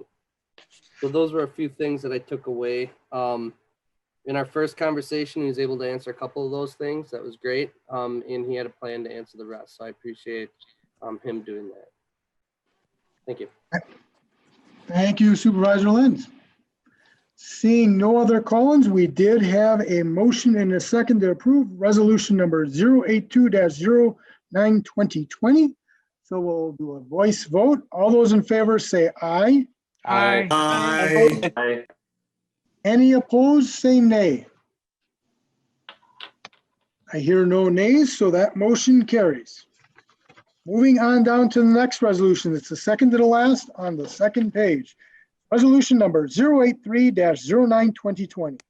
Authorize the Winnebago County Sheriff's Office to accept an aligned law enforcement response team special weapons and tactics alert SWAT grant from the Department of Homeland Security in the amount of $20,000 and appropriate the funds for the purchase of night vision equipment. I'll once again call on Supervisor Ellis. Thank you, Chairman. I move for 083-09-2020. Second. There's a motion and a second to approve resolution number 083-09-2020. Any discussion? Seeing none, we'll do a voice vote. All those in favor say aye. Aye. Aye. Aye. Any opposed, say nay. Nay. Supervisor Defferting. Very good. Supervisor Defferting, there's one nay. So that motion does carry. So moving on down to the final resolution on the second page. Resolution number 084-09-2020.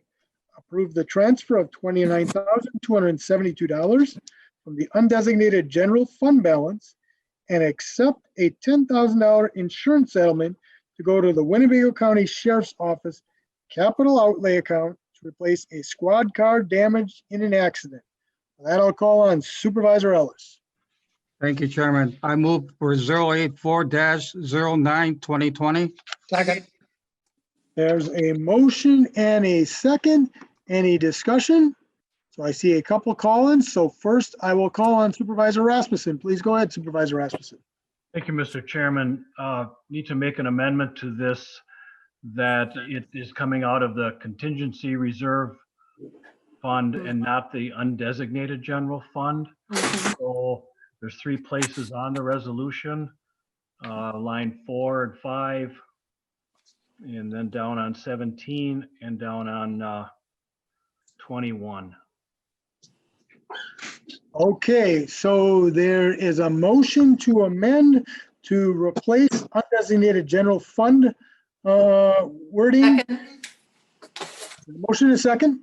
So, very good. So there is a second. So just to clarify for everyone, the amendment is to remove undesignated general fund in line 1 of the title and add the words contingency reserve. Likewise, on line 17, to remove the words undesignated general fund and replace with contingency reserve. And similarly, on line 21, remove the words undesignated general fund and replace with contingency reserve. So that amendment takes precedent. So I will open it up for any other discussion. Anything else, Supervisor Rasmussen? No, that's all. Very good, thank you. I will call on Supervisor Gabbard, followed by Supervisor Fari, specifically on the amendment. Not on the amendment. Very good, thank you, Supervisor Gabbard. Supervisor Fari, followed by Supervisor Lenz. I'll call on Supervisor Fari specifically on the amendment with the word change. Thank you, Mr. Chairman. Not on the amendment. Very good, thank you, Supervisor Fari. I will call Supervisor Lenz. Anything in regards to the amendment specifically, Supervisor Lenz? Yeah, just a quick question for those of us that aren't as financial savvy. Is there any kind of impact difference by changing that? Or what's the difference between the 2 funds, I guess is what I'm asking. Certainly.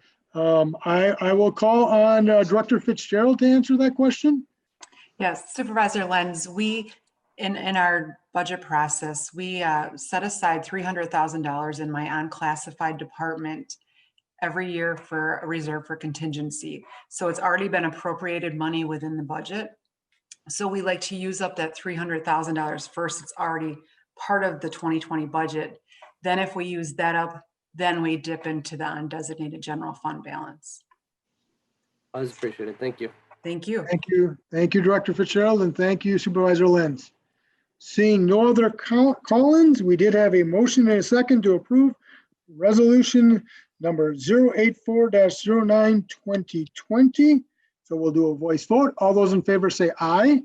Aye. Mr. Chairman, I had my hand up. I have a Oh, I apologize. I should clarify. This is specifically on the amendment, so I apologize. I didn't make that clear, so we're going to vote again. I apologize. Go ahead. Oh, no, you're correct. I didn't word it correctly. So it's specifically on the amendment to change the words undesignated general fund to contingency reserve. So we'll vote on that first, and we'll do a voice vote on that. So all those in favor on the amendment to replace undesignated general fund with contingency reserve, say aye. Aye. Any opposed, say nay. And that motion carries. So now we are on the main motion as amended. So now I'll call on Supervisor Fari. Please go ahead, Supervisor Fari. Thank you, Mr. Chairman. My question is, I'm reading on line 13, it said the at-fault driver did not have sufficient insurance. And it further states on line 16, obviously they did receive $10,000 from the insurance company. Right. My understanding is that the minimum required insurance coverage is 25, 50, and 100. So obviously, should we have not at least received $25,000 here? I'll call on Director Fitzgerald to answer that question. I would have to check with our insurance person at the county, but I believe they had the lowest at 10. So I'm not sure where you're getting your limits from, but they would only settle for 10,000. So they had the lowest coverage. Sheriff Motz, are you aware of anything different than that? Yeah. The smallest amount that you can have is $10,000. That's what I thought. Yeah. Okay, my mistake. Thank you. Thank you, Director Fitzgerald. Thank you, Sheriff Motz, and thanks for the question, Supervisor Fari. Next speaker is Supervisor Gabbert. Please go ahead, Supervisor Gabbert. I had a couple points, but one has been answered by the amount of the insurance settlement. I thought that was low. But my second question is, if I add up these two numbers, I come up with 39,272. And I believe we were buying these squad cars like 7 a year at around 23,000. So this vehicle is costing us to buy an individual one much more than if we had bought them in bulk. So we are suffering because of the damage that was done to one squad car. Am I reading that right? I'll call on Sheriff Motz. Yeah, the cost of the squads have gone up dramatically, and it's not just the Ford Interceptors. It is all of the vehicles throughout the three major makers. So it being one of the only police rated vehicles, we're kind of in a tough spot with where we purchase our vehicles from or what manufacturer, and all of the equipment is fitted to a specific squad style. So it would require us to purchase new light bars, cages, squad petitions, MDC pedestals. So there's a lot of ancillary costs, but they have gone up dramatically.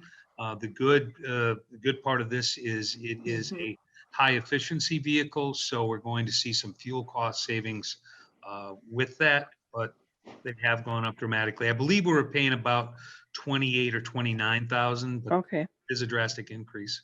Okay, thank you. Thank you, Sheriff Motz, and thank you, Supervisor Gabbert. Seeing no other call-ins, we did have a motion and a second to approve the amended resolution number 084-0920. We'll go to a voice vote. All those in favor say aye. Aye. Any opposed, say nay. That motion carries unanimously. So moving on to the next item, that's on the top of the third page. Resolution number 085-09-2020. Authorize the Winnebago County Sheriff's Office to accept an aligned law enforcement response team special weapons and tactics alert SWAT grant from the Department of Homeland Security in the amount of $21,000 and appropriate the funds for the purchase of enhanced sensing equipment. For that, I'll call on Supervisor Ellis. Thank you, Chairman. I move to the floor 085-09-2020. Second. There's a motion and a second to approve resolution number 085-09-2020. Any discussion? I see a number of call-ins, so first I'll call on Supervisor Schellinger, followed by Supervisor Norton. Please go ahead, Supervisor Schellinger. Wow. Thank you, Mr. Chairman. I'm going to be voting against this resolution. I think there's a lot of questions in my mind about whether this is a technology that we want our county to have. I think that there's certainly the possibility of putting some restrictions on the use of it, but we're certainly not at that point right now. And accepting this product before we've got that kind of thing in place doesn't sit well with me. I think this range R radar technology systems is kind of an invasive piece of technology. I mean, this if you haven't read about this thing can see for about 50 feet. It can see through a foot of concrete to identify if people are breathing behind walls and things like this. And I certainly see, where in search and rescue or hostage situations this would be helpful. But I also see lots of situations that open up to what is effectively warrantless radar searches in our county. I have real concerns about how this could violate the Fourth Amendment rights of residents in our county. And lastly, I'll conclude that in 2015, as this technology was being rolled out to law enforcement offices across the country, Senators Grassley and Leahy sent a bipartisan letter to Attorney General Eric Holder questioning the use of this technology. And asking if this was really something that the Justice Department should be using, and then distributing to local law enforcement officers. I hope others will consider voting against this with me as well. Thank you, Mr. Chairman. Thank you, Supervisor Schellinger. I'll next call on Supervisor Norton, followed by Supervisor Powers. Please go ahead, Supervisor. Thank you, Norton. Mr. Chairman. My question is for Supervisor Lenz. Is one of this resolution, the next resolution, are these resolutions, were you concerned about the technology and the security of them? Because I had a private individual that he looked at the manual of this or the next one, he was very concerned. And I guess, are these what you are concerned about, that you talked about? I'll go ahead and yield the floor to Supervisor Lenz to answer his question. Yeah, my concerns aren't specific to any one piece of software. It's specific to any newly introduced software, hardware, or device that leverages networks. And I would say that this one would qualify. So would the night vision, if we don't already have that and it's not vetted. And then there was another one out there with the video and audio. So let me go ahead. Let me ask you, Supervisor Lenz, Chairman of the IS Committee, could the IS Committee or the IS Department look at this and maybe verify that it's secured? I mean, that's what I'm concerned about. And I guess I'd make a motion maybe in a moment to send it back to the IS Committee if they could do that, because I feel uncomfortable sending an unsecured technology out in the public. So that's another question I have. I think it's safe to say, and Sheriff Motz, you can correct me, he did engage our IS department on those technical matters that he wasn't able to resolve from his own connections or his own knowledge. Thank you, Supervisor Lenz. And thank you, Supervisor Norton. Next speaker is Supervisor Powers.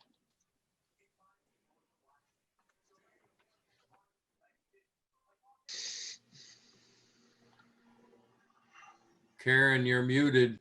I keep pushing okay, there we go. Pushing my button here. I noticed that Personnel and Finance voted this 4-1. Is there a reason, or is the person who voted against this here tonight and could explain his or her vote? We believe that may have been Supervisor Spellman, who is absent this evening. Thank you. Thank you, Supervisor Powers. Next speaker is Supervisor Defferting, followed by Supervisor Finch. Please go ahead, Supervisor Defferting. Thank you, Mr. Chair. I certainly don't disagree that this particular technology could be used for good. And I certainly think that, and I trust, our current law enforcement officers today to use this technology appropriately. But I'm not necessarily concerned about, our law enforcement officers today. I'm concerned about our law enforcement officers in the future and the possibility that this particular technology could be abused or could not be used for what is originally intended to do. And I understand that there is a possibility that this technology could save lives, but we also have to realize that in order for us to get there, we are in fact infracting a little bit of civil liberties for us to get there. And that's part of the problem. We have to, and I understand that we do want to save lives, but we also have to save lives while also protecting the civil liberties of our constituents here in Winnebago County. And so it's a very tricky thing. It's a very tricky problem for us to navigate through. And I understand that we have this technology where we can actually, through Doppler technology, see through walls, which is very fascinating. But at the same time, we are putting that risk of privacy laws too, and the right to privacy as well. We have to remember that we are innocent until proven guilty, and that we have to use search warrants judiciously. And can we actually say that Winnebago County has a very clean record when it comes to search warrants? Have we done it appropriately? And if we didn't do it appropriately, has there been appropriate accountability put in place? We always have to remember that when it comes to certain powers like this, we have to ask the question, do we trust our worst enemy with this power? And if the answer is no, then we should probably double think this before we actually put forth our support in this. So again, I trust our current law enforcement. I trust Sheriff Motz. But I do think that this is going to set a bad precedent in the future. It could possibly be abused. There is that possibility where it could be abused, and this technology could infract people's civil liberties. And so because of that, I will be voting no. Thank you. Thank you, Supervisor Defferting. Next speaker is Supervisor Finch, followed by Supervisor Fari. Please go ahead, Supervisor. Thank you, Mr. Chairman. I feel being on the county board and a individual who lives in Winnebago County, it's our obligation to look out and to help our law enforcement officers. They're the ones that keep us neat and clean. They're the ones, if there's something going on, going to come to our house or wherever the case may be, to help us. And to turn around and cut things short on them to give them the safety, I feel is 100% wrong. We're here as people of Winnebago County. We're also here on the county board to take care of not only Winnebago County citizens, but the officers of Winnebago County. I strongly, strongly hope everyone will vote for this particular item. Thank you. Thank you, Supervisor Finch. Next speaker is Supervisor Fari, followed by Supervisor Lenz. Thank you, Mr. Chairman. Based on the questions I've heard, I will address my question to Sheriff Motz. Can indeed this technology be used without a warrant? It depends upon the circumstance. If there's exigent circumstances and a warrant, if there's exigent circumstances, meaning that someone's life is in imminent threat of death or great bodily harm, and getting a warrant would delay or possibly cause their being hurt or killed, there are exceptions to the warrant. But I'll give you an example that just happened on Wednesday. In the town of Winnebago, we had an individual that was invited to a residence. At that residence, he became very distraught, pulled out a gun, and threatened There were 2 individuals that were in the home. One of them left immediately. The other one was there for a short period of time. The one that left called 911. We responded to the scene. This type of equipment, now eventually the other individual was let go, but he was still armed with a gun in the residence. He did fire shots at the perimeter where our deputies were at. And this is the type of equipment that could be used. Now, again, he has no standing in the home, so a warrant would not be necessary. He doesn't have any right to privacy in the residence of another home when there's the situation that just occurred. Now, we did get a warrant, but this would be a situation where now we know where he is in that residence, and it keeps us much safer, keeps him safer, and it keeps that neighborhood safer. And again, this just happened less than a week ago. So here's a circumstance where it could have been used. Now, most often we're going to have a warrant.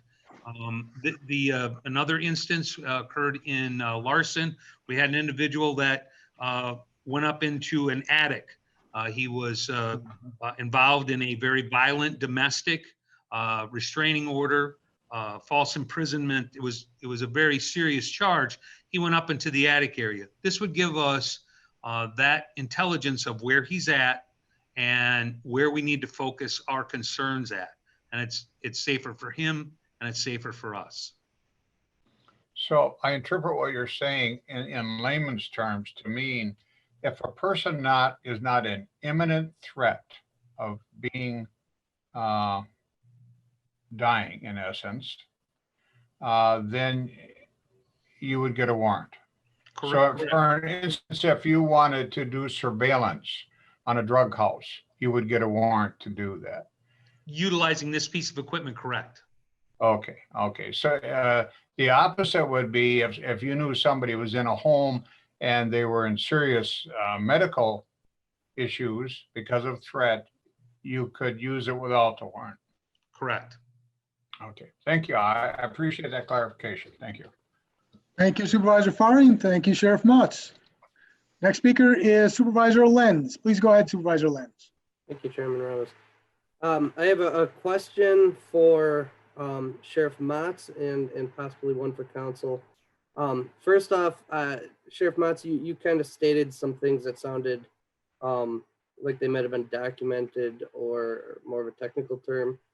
Do we have policies established around this that will control our use of this so that we follow a standard procedure and adhere to as much safety as possible?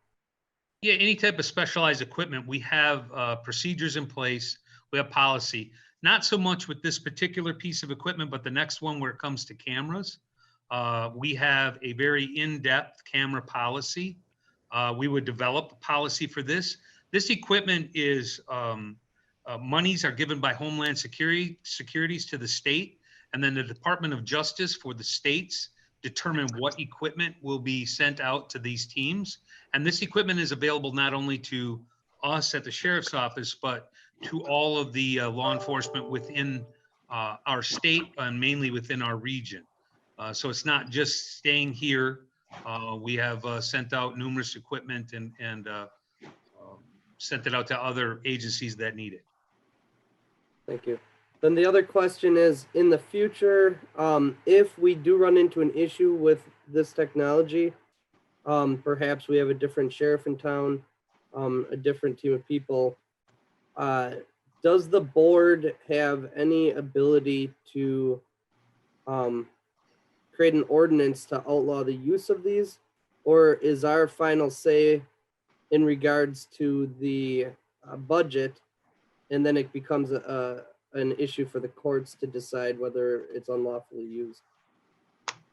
To my knowledge, is the second thing that you just said. It really, the board deals with the budgetary items and the sheriff deals with the procedural issues. I can assure you though, if someone is aware of some violation of privacy or some amendment right violation, I really need to know those things.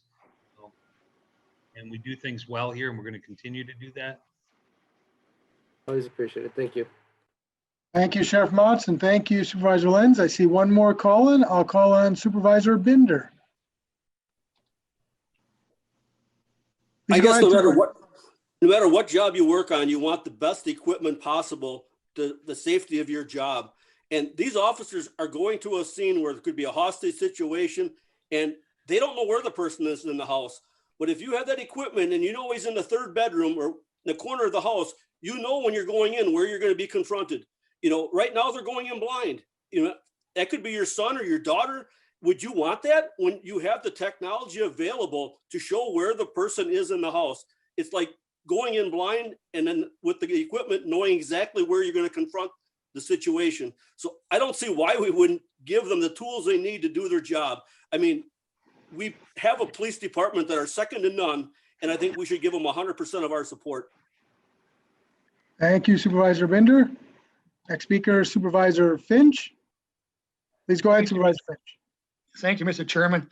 I wholeheartedly support first the Sheriff's Department and the sheriff, but what Supervisor Bender brought up and talked about, I think every one of us should put ourselves in the sheriff's, not only the sheriff, but the people that work for the Sheriff's Department, what they do for us. So whatever they need, within reason, of course, I feel we should definitely work with them to get whatever we need to get them protected as well as ourselves. Thank you. Thank you, Supervisor Finch. Next speaker, Supervisor Shorsey. Please go ahead, Supervisor Shorsey. Thank you, Mr. Chairman. I just want to remind everyone too that the sheriff actually reports to the Judiciary Committee as the coroner did. So we do have, we don't just have to, go to court over things. If we're seeing behaviors that are not appropriate, we do have the power and authority to deal with them directly through the Judiciary Committee and of course other means. So, we feel very, very confident that this equipment will be handled properly and in the proper situations. So, but we do have the ability to act if we ever have a concern, when Sheriff Motz retires and someone else comes along or whatever. And then I have to say that the first thing that came to my mind when he introduced these opportunities was the situation in Neenah. And I can't imagine, being in a situation where it is a matter of life and death and not having a good, clear vision of what's going on. So I think that, you have those, God forbid, risks, I guess, but to me, the immediate need and with proper use far overrides any boogeymen we might have to think about for the future. So thank you very much. Thank you, Supervisor Shorsey. Seeing no other call-ins, we'll go to a vote.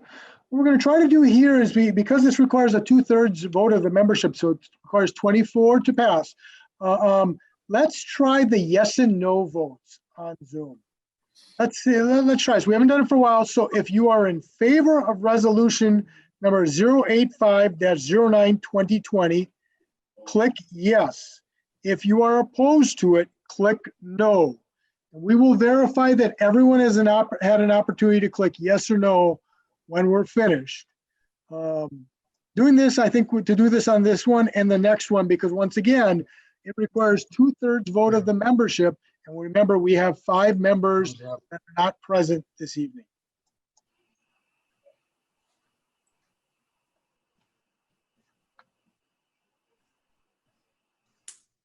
Wow.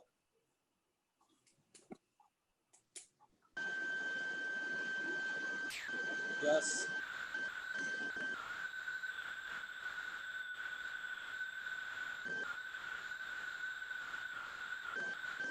I think we'll get it. It might be short close.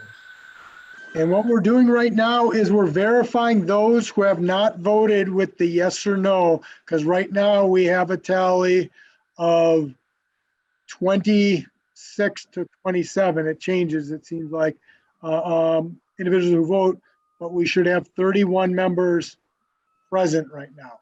So that's why we're verifying who hasn't voted.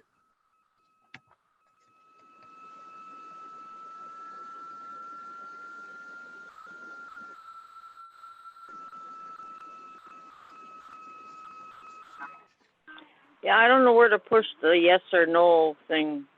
If you could just go ahead and tell us your vote, Supervisor Locke, we will add it. Okay, yes. Okay.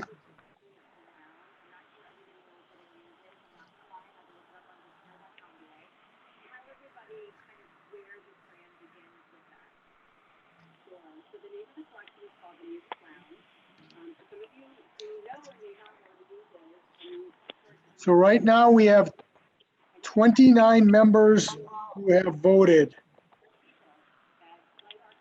There should be 2 more who have.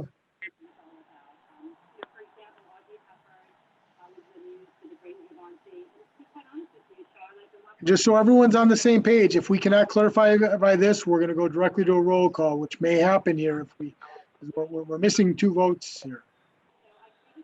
Mr. Chairman, I've had Tom Ellis, vote, but tonight, right this minute, he's not voting, according to my standards. Yeah, I have the same observation. I voted. There, no. Doesn't show, Tom. No. I voted yes. I voted yes. I don't know why I didn't take. Okay, so Did it since vote? there appears to be confusion on doing it this way, I think we're going to need to convert to the roll call because it's so close. I don't want. So I attempted to do it by the yes no, but there appears to be a couple of folks who haven't voted. So we're going to do a direct vote roll call, and we'll have the clerk call each district in succession. We'll add up all the votes after that. Supervisor Konetsky? He was on the telephone. Supervisor Brunn? Yes, yes. Supervisor Borchert? Yes. Supervisor Eisen? Supervisor Eisen? I see you. Supervisor Eisen, can you unmute? There we go. Yes. Okay. Supervisor Ramos? Yes. Supervisor Defferding? No. Supervisor Lenz? Yes. Supervisor Newhoff? No. Supervisor Nussbaum? Yes. Supervisor Spellman, I don't believe is there. Supervisor Albrecht? Yes. Supervisor Gabbard? Yes. Supervisor Binder? Yes. Supervisor Conrad? Yes. Supervisor Shorsey? Yes. Supervisor Belante? No. Supervisor Gordon? No. Supervisor Wingren? Supervisor Lautenschlager? Yes. Supervisor Norton? No. Supervisor Zelmer? Supervisor Zelmer?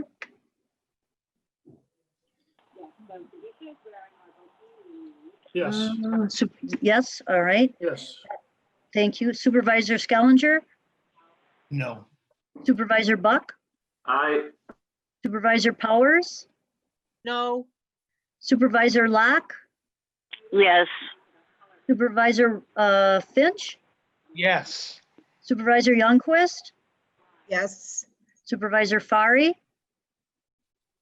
Yes. Supervisor Rasmussen? Yes. Supervisor Keller? Yes. I believe Supervisor Egan is in the meeting now. Yes. Supervisor Ellis? Yes. Supervisor Snyder? Yes. And I believe I saw Supervisor Jose. Yes. Okay, Jose. All right. 1, 2, 3, 4, 7, 8. So we have 8. Not, I could not get a response from Supervisor Konetsky. So we have 1, 2, 3.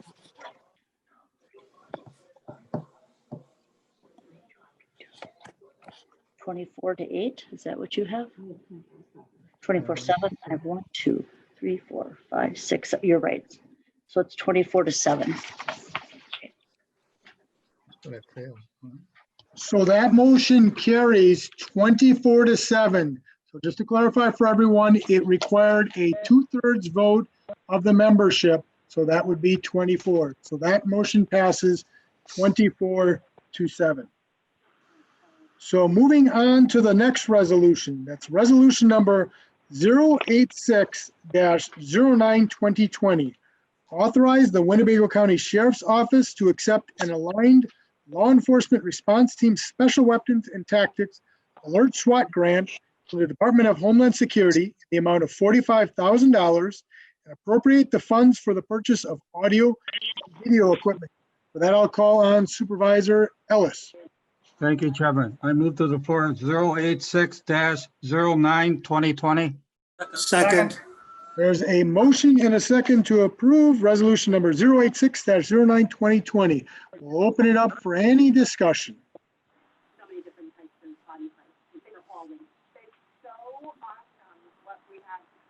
Any discussion? Seeing none, we'll do a voice vote. All those in favor say aye. Aye. All those opposed say nay. Nay. And that was Supervisor Defferting, and I believe there was one other nay vote. Supervisor Skellinger. Supervisor Skellinger. Mr. Chairman, I have my hand up. Did you have a vote, Supervisor Fari? I did, but I really had a question, but I guess it's moot No. now. Well, what we can do, I mean, we did already take the vote, okay? So that did pass, but I want to give you an opportunity to still answer your question. There's no reason you can't still ask your question. So please, before we go on to the next resolution, go ahead and ask your question. Okay, the question is for the sheriff again, if he's present. Go ahead. Sheriff, I assume this is for audio equipment that's being worn by the officers, is that correct?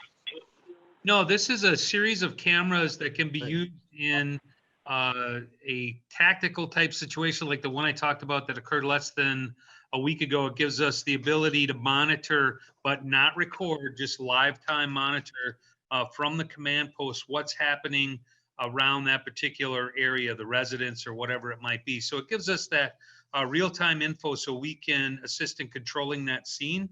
And it gives us the ability to have a resolution that is, again, much more controlled and much more supervised. You would also use it in our special events. These cameras would be used and would be monitored from the command post out at special events. Are these audio and video going to be available to the public at some point in time or not? No, because it's not recorded. It is only real-time info for us to supervise the scene. Now, our deputies have body cameras. They wear them almost every interaction with citizens are recorded. And it's really an expectation now that law enforcement is recorded when they have interactions with anyone.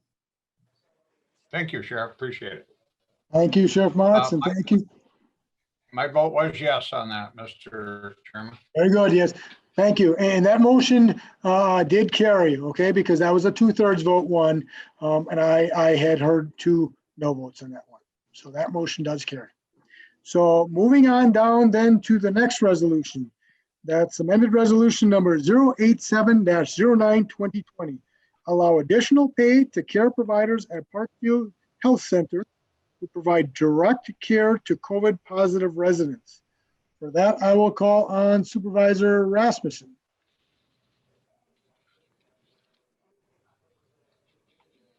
Thank you, Mr. Chairman. I move for resolution 087-09-2020. Second. The motion and a second to approve resolution number 087-09-2020. Any discussion? I see a number of call-ins. So first I'll call on Supervisor Lautenschläger, followed by Supervisor Gordon. Please go ahead, Supervisor Lautenschlager. Thank you, Mr. Chair.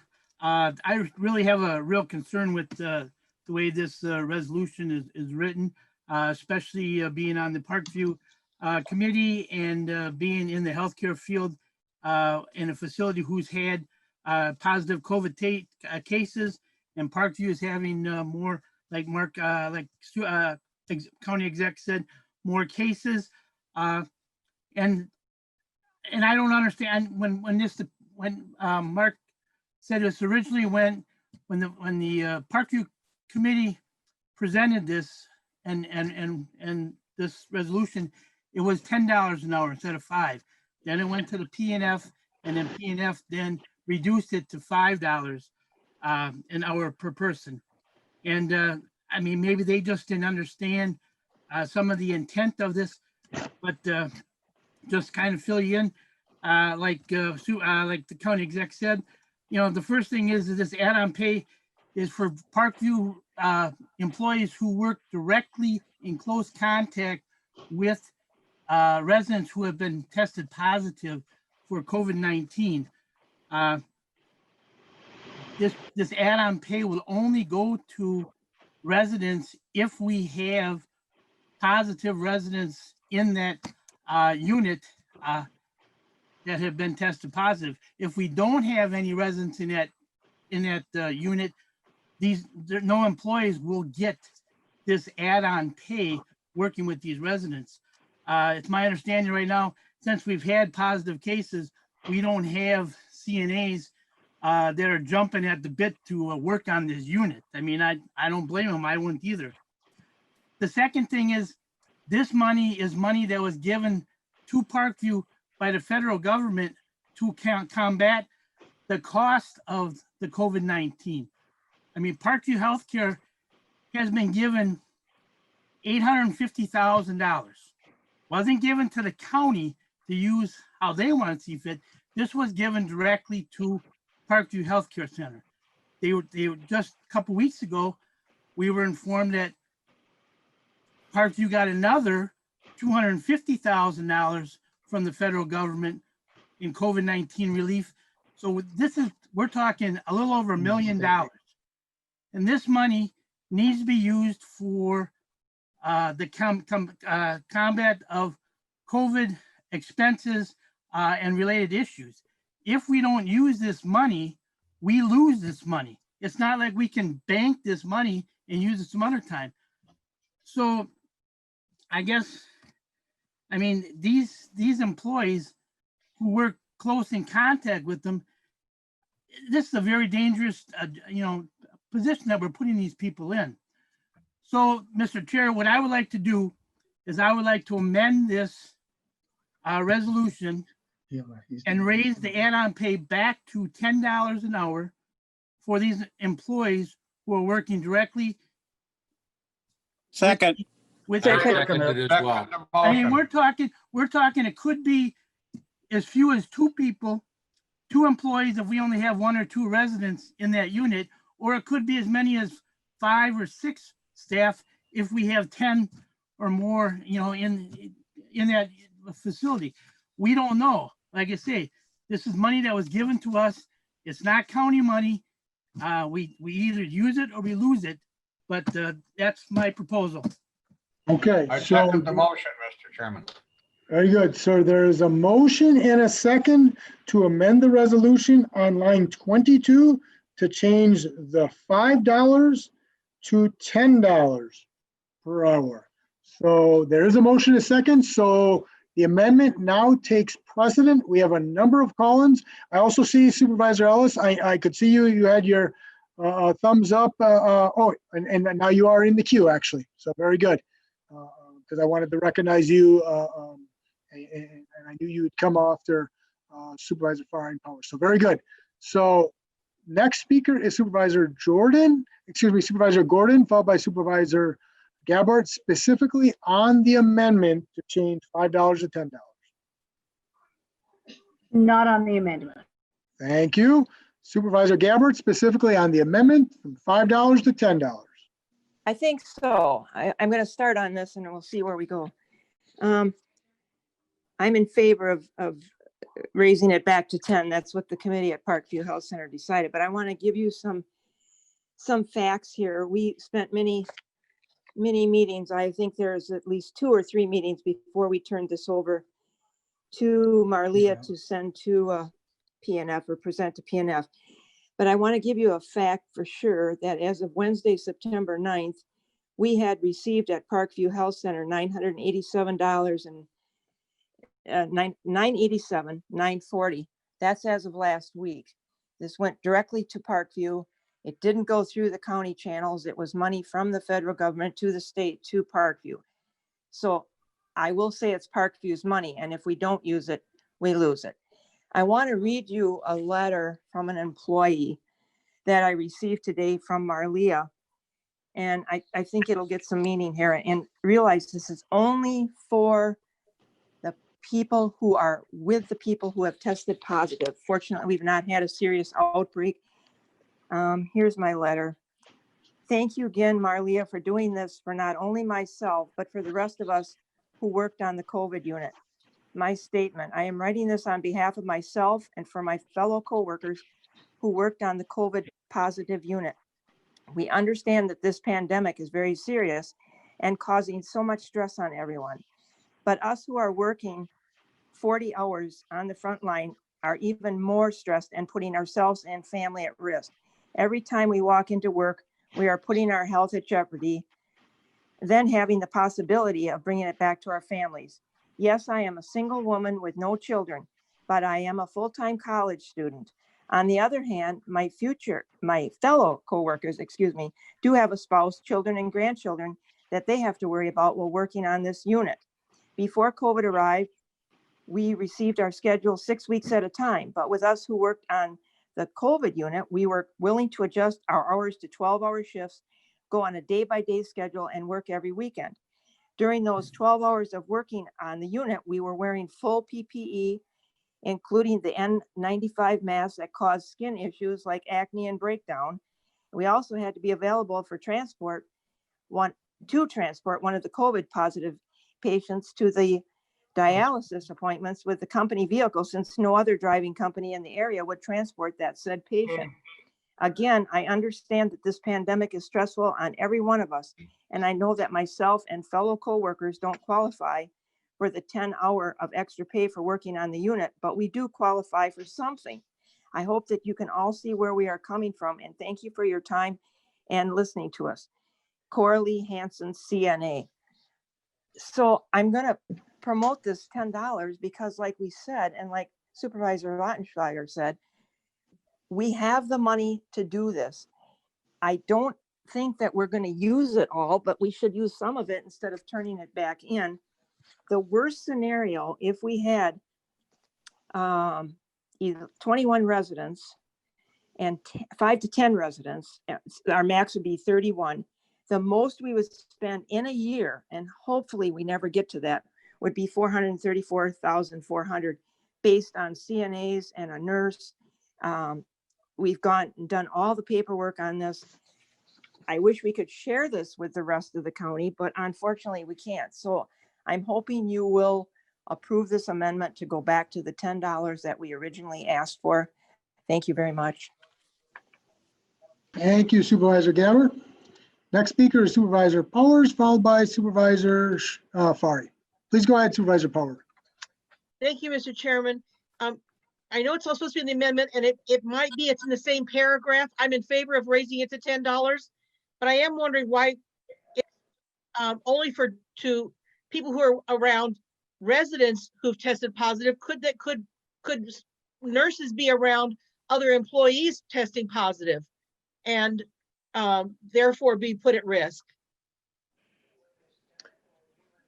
I don't know if anyone else wants to answer, but I know this resolution specifically for working with COVID positive. If there was an employee that was COVID positive, they would be unable to work. They would be taken off and they would actually be isolated. So they wouldn't actually be able to work. So that couldn't happen? Correct. Okay. Good question. Thank you, Supervisor Powers. Next speaker is Supervisor Fari, followed by Supervisor Ellis. Please go ahead, Supervisor Fari. Thank you, Mr. Chairman. I was actually going to bring forward the amendment myself, so I appreciate Larry doing that prior to me, and I certainly will support this. Thank you. Thank you, Supervisor Fari. Next speaker, Supervisor Ellis, followed by Supervisor Lenz, specifically on the amendment. Thank you, Chairman. I was going to do the same thing that Larry did. Hey, I was going to bring it up to $10. Very So good. it's already been asked. Thank you, Supervisor Ellis. Next speaker is Supervisor Lenz, followed by Supervisor Buck. Please go ahead, Supervisor Lenz. Thank you, Chairman.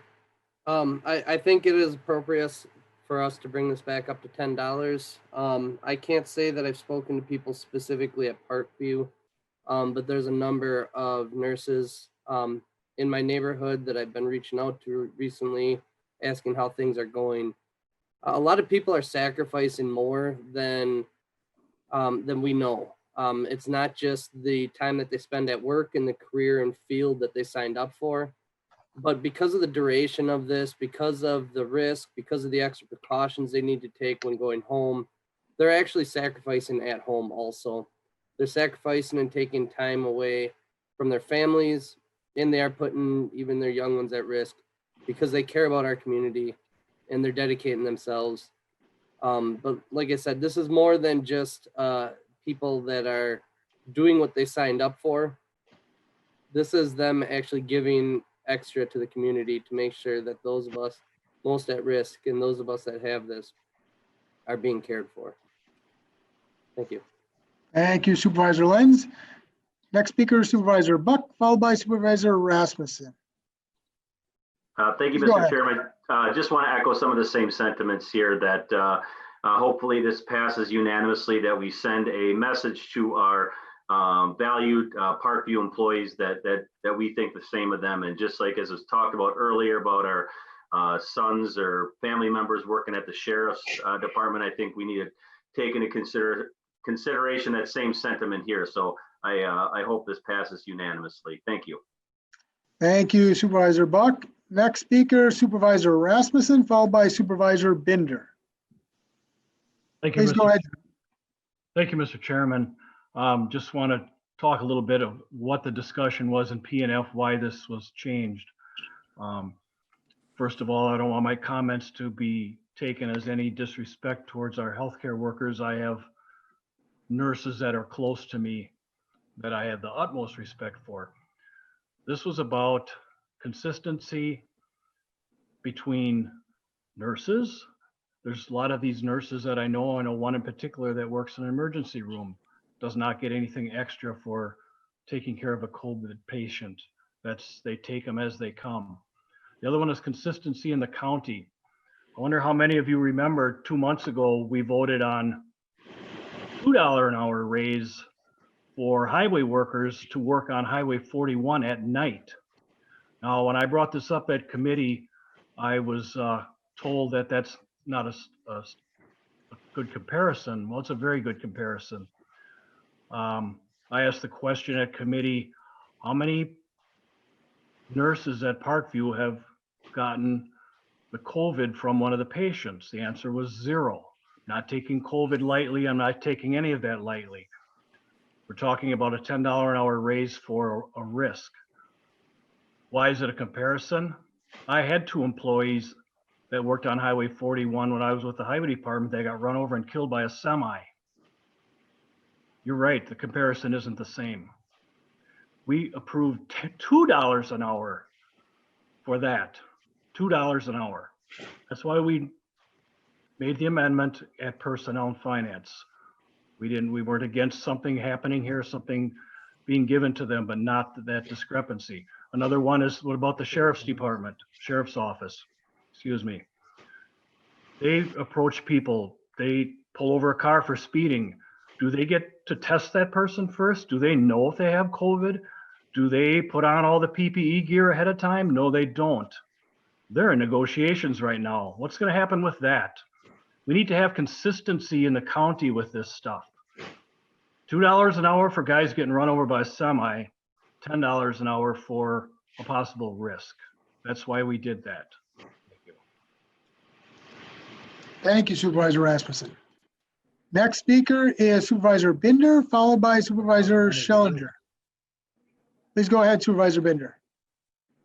Mine's a two-part question. I guess I'm just curious, what did Bethel Home and Evergreen give for a comparison? And was their pay also retroactive to March 17th? Because we're going to basically pay them back to March 17th. So if somebody could answer that, what Bethel Home and Evergreen, and if they also made the pay retroactive to March 17th.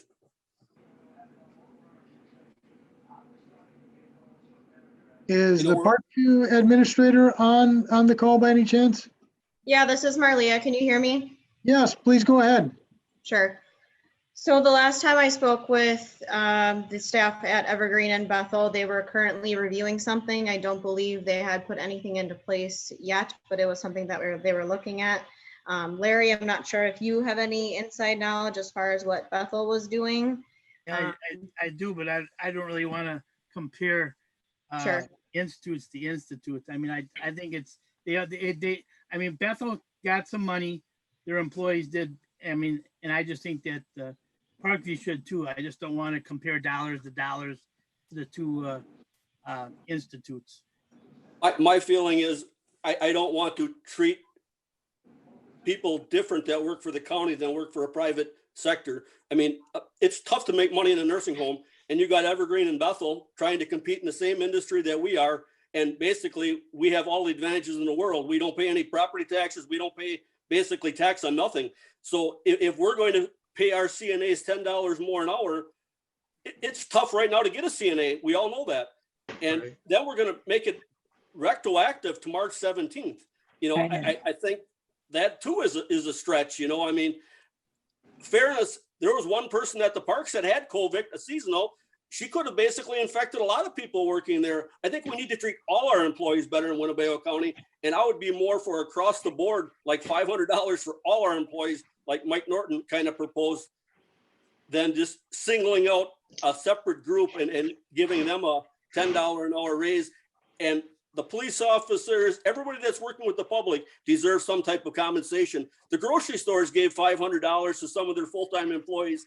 So I just think we need to do more for everybody and not segregate the health department in Parkview. Thank you. Can I just respond to that a little bit, Mr. Chair? No, no, we're gonna have to go to the next speaker. That's fine. That's fine. Next speaker is Supervisor Schellinger, followed by Supervisor Gabbard. Thank you, Mr. Chairman. I will be supporting this. And I think that we should be looking at some of the other county employees who are also in public facing roles. I think some of the concerns brought up by the last two speakers are valid. We have a lot of people who are doing service for our county that are being put into potentially exposed positions that are carry a risk that's above and beyond what is normally expected within those positions.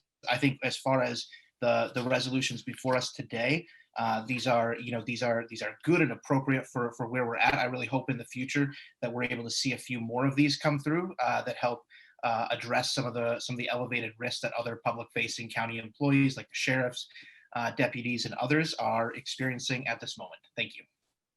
Thank you, Supervisor Schellinger. Next speaker is Supervisor Gabbard, followed by Supervisor Eisen. Please go ahead, Supervisor Gabbard. Thank you, Chairman Ramos. This intent of this resolution is not to pit one department against the other as employees. You all know that we have at least 1,250 employees in Winnebago County, and they're all great people. So we're not trying to put up any walls here. We got this money, like I mentioned before, from the federal government through the state to Parkview, and it's 987, I'll just round it off, 1,000. And you're worried about retroacting to March 17th. Since Marlia's here, she probably could correct me if I'm wrong. I don't think that we had any, and I'll put it this way, frail or elderly residents at Parkview that had COVID back then. She's run the ship pretty tight out there and taken care of both the workers and the residents. And I don't believe we have had a lot of cases until most recently. So going retroactive to March 17th is not going to be as bad as you think it might be. But again, this is money that came to Parkview. If you county board supervisors want to do something For other departments, I fully understand that because we do have departments that have been on the front lines and some that you wouldn't even think of. So we don't want anybody mistreated as an employee. I understand Supervisor Rasmussen's point, and it is a good point. And I feel bad that we lost 2 people who were at risk. We didn't put this COVID-19 on any of our employees. It happened. So I would be in favor of compensating other departments if you guys want to go along with that. But tonight's issue is Parkview Health Center. Will you allow us to spend some of that money to pay the employees that are working in the COVID-19 areas for the residents that we have out there? After all, it is our job to protect the frail and elderly out there. And I'm pretty vehement about taking care of those people because that's what we have Parkview for. So I do hope you approve this $10 because that is what we initially said. And when the money's gone, the money's gone, but we have the money to spend and I don't want Parkview to lose it. So thank you. Thank you, Supervisor Gabbard. Next speaker is Supervisor Eisen, followed by Supervisor Lautenschlager. Please go ahead, Supervisor Eisen. Thank you, Mr. Chairman. I have no qualms with providing hazard pay to employees who have to work in a hazardous environment. And I have no qualms with increasing the prospective pay by $10 an hour.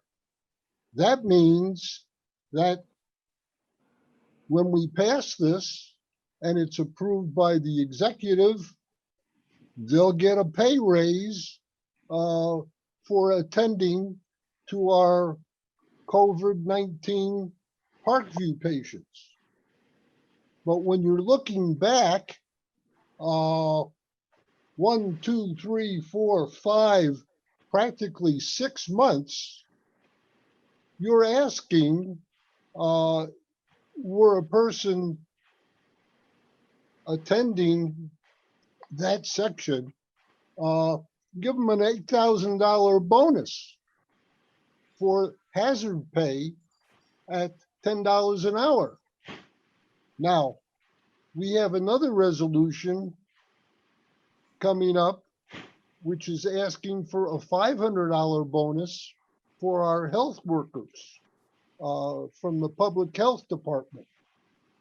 I would like to make an amendment to this amendment stating to the effect that $10 an hour will be paid prospectively and $5 an hour to be paid retrospectively, so that the people who are going to be facing a hazard will get that $10 an hour, and the people who have faced the hazard and have successfully lived through the hazard will get the extra $5 an hour.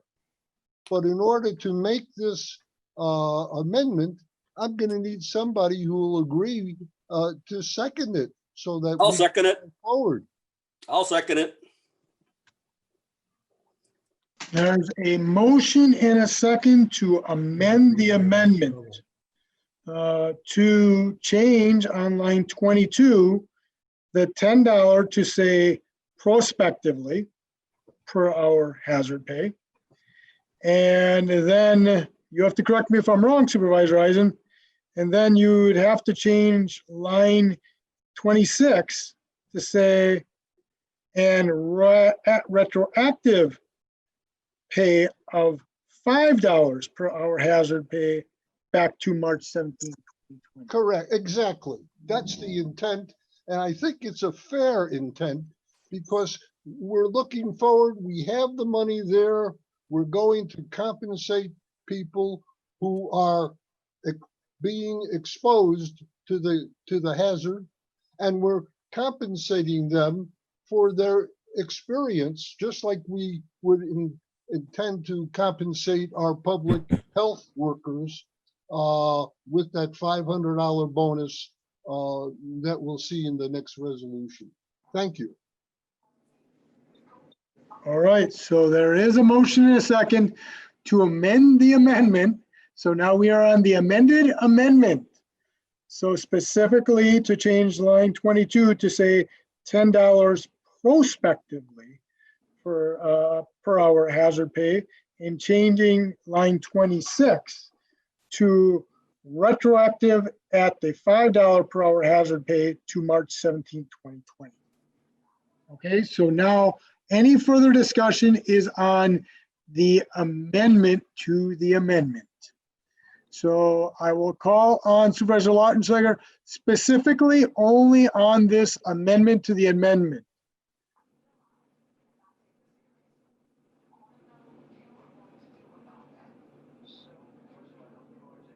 We're trying to Larry, unmute you, Supervisor Lautenschlager. I'm sorry. Marlee, do you know approximately how many residents in the last, well, say going back that far, have tested positive for COVID? Because, I mean, when we got reports from the committee, I mean, there was a long stretch that we didn't have any positive cases, and there was maybe one, maybe two at the most. Yeah, we've had 5 since June was our first one.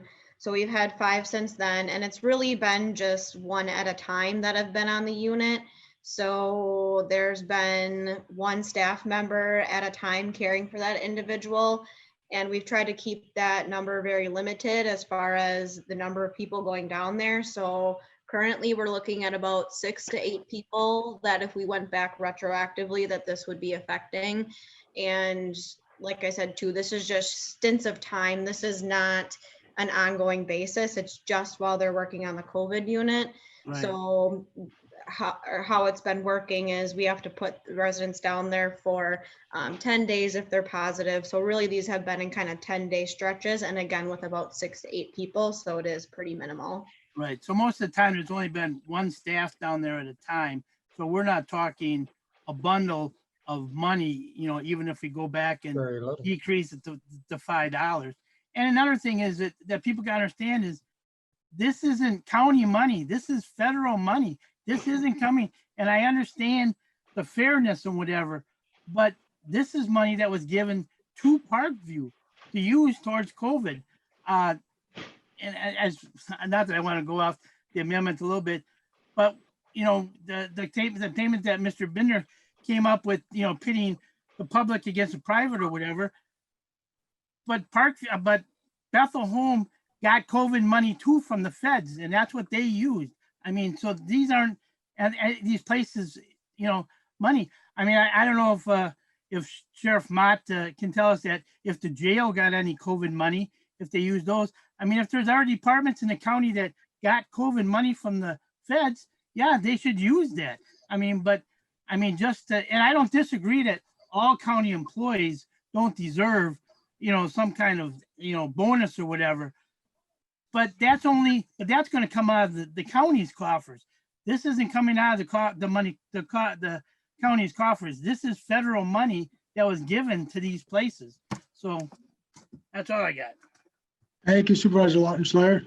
Supervisor Finch, specifically on the amendment. Thank you, Mr. Chairman. As far as the amendment goes, I am not going to vote one way or the other because I feel this is too important for us to just bang, bang, bang, it's over with.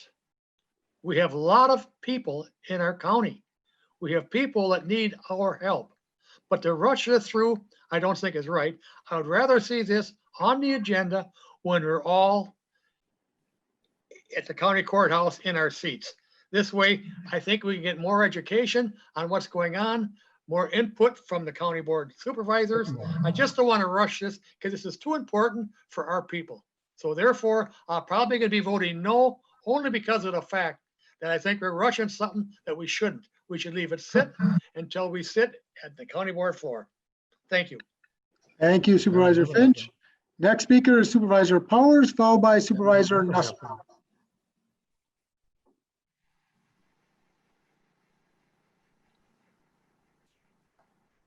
Sorry, this is a question for Marley. She said at any given time, there is one patient with symptoms and only one staff member taking care of that person. How can one staff member take care of somebody for 24 hours?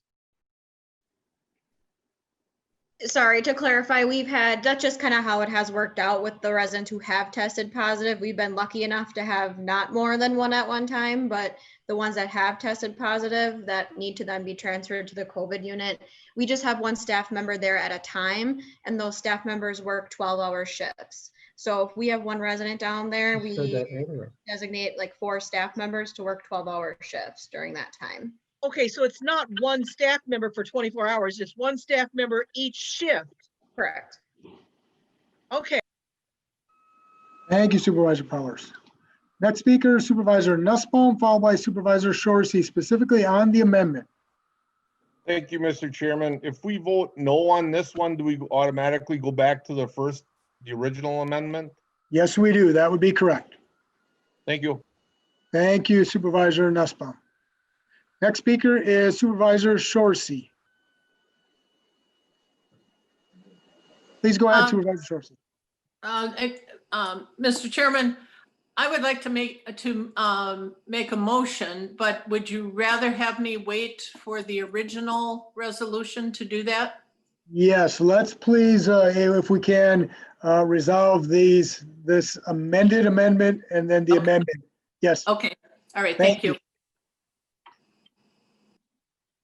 And then I see Supervisor Binder. Please go ahead, Supervisor Binder.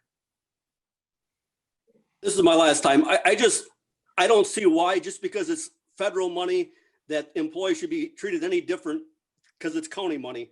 You know, if you work in a department and you're in the front line, you should be compensated. And I think what we're doing is driving a wedge between our employees by saying we got COVID money here, so here, we'll give you $5 or $10 more an hour. But this is county money. We got no money for you. We shouldn't treat the money any different than if it was all county money, and we should treat our employees all equal. And I guess that's all. I like to see fairness amongst everybody and not saying, well, this person's more at risk, because like I say, there was a seasonal at the Parks Department that did test positive for COVID that worked there with those employees, and they got no compensation for it whatsoever. But that's the last time I'll speak on it. Thank you, Supervisor Binder. All right, seeing no other calls, just so we're all clear, we're on the amendment to the amendment. And what that means is when we vote here, you are voting on to change lines 22 to say $10 per hour prospectively, or $10 per hour prospective hazard pay. And then on line 26, where it says resolution will be retroactive, it'll say resolution will be a $5 per hour hazard pay rate retroactive to March 17, 2020. Okay, so that's what we are voting on right now. We're going to attempt to do this. I have voice vote on each side, and we recognize that that may not work.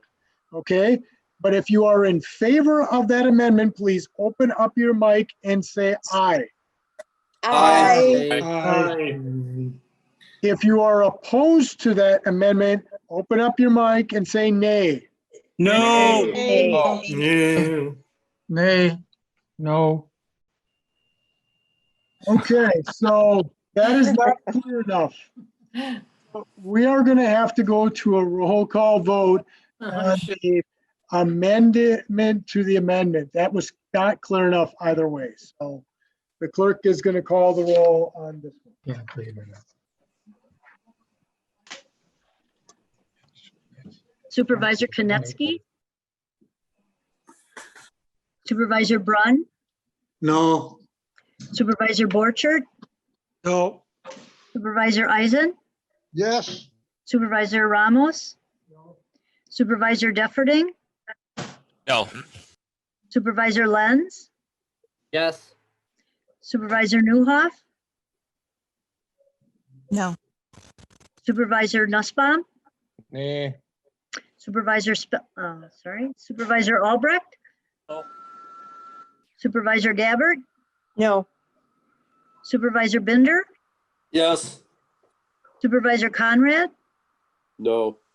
Supervisor Shorsey, No.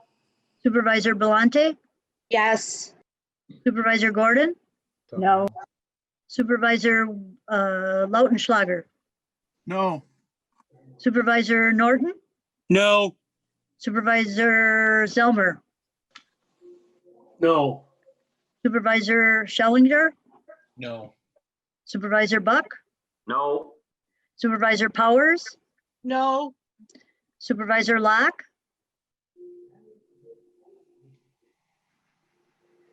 Supervisor Locke,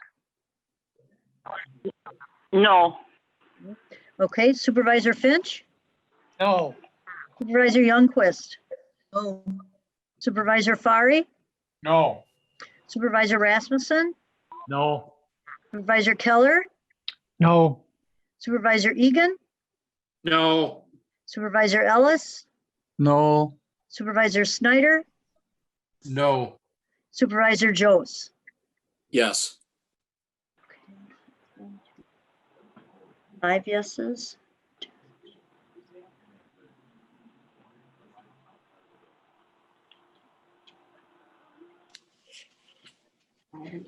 Five and 26.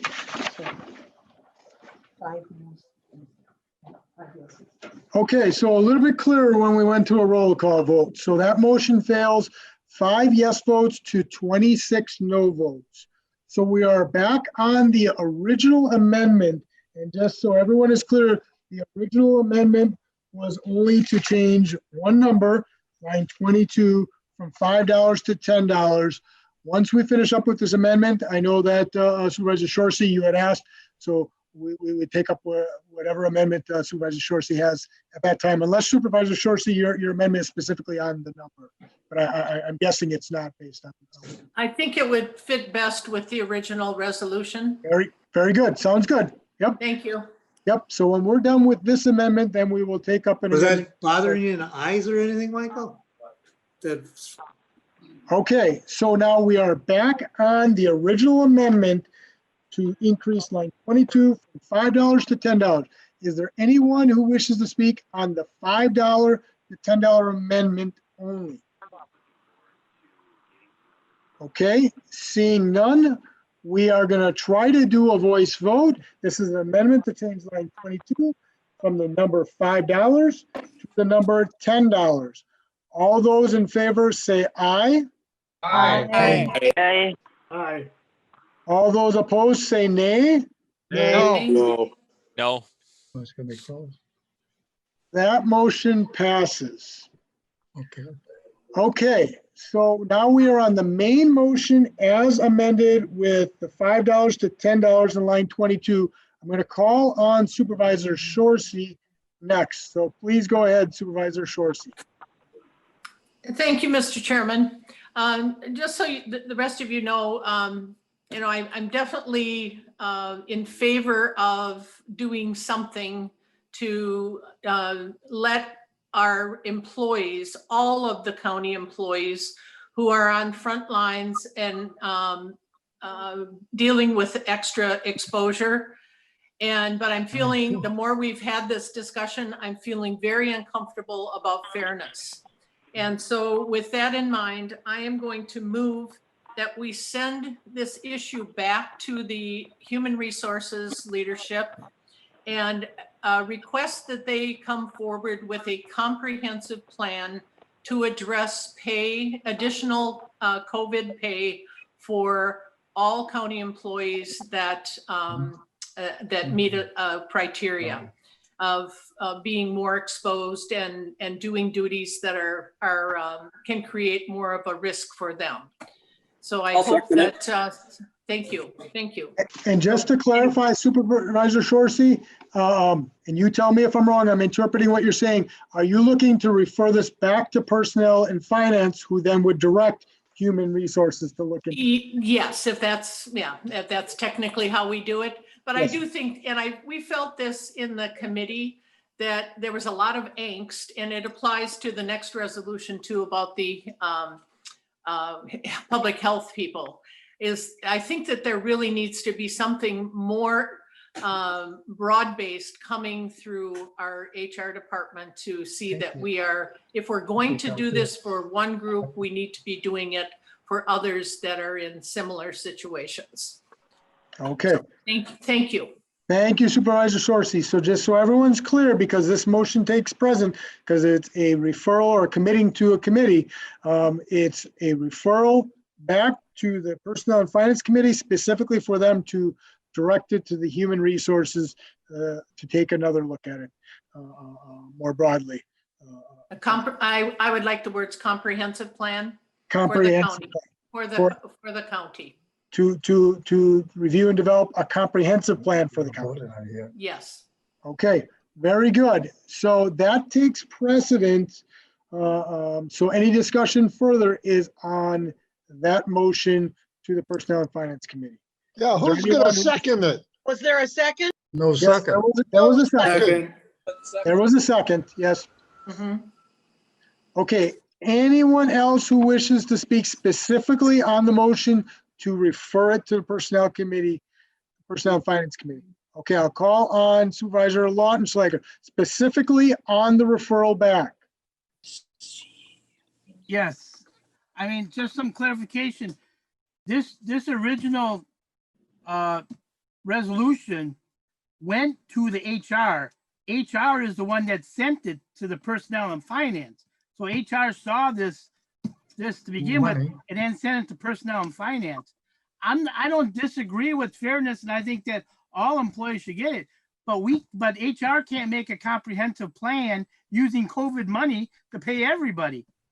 I mean, it's just, this money is COVID money that's used at Parkview. We can't use this COVID money to pay somebody in the highway department, or to pay somebody in the parks department, or to pay somebody in the, I just don't understand, because this resolution originally went to HR. HR then sent it to P&F.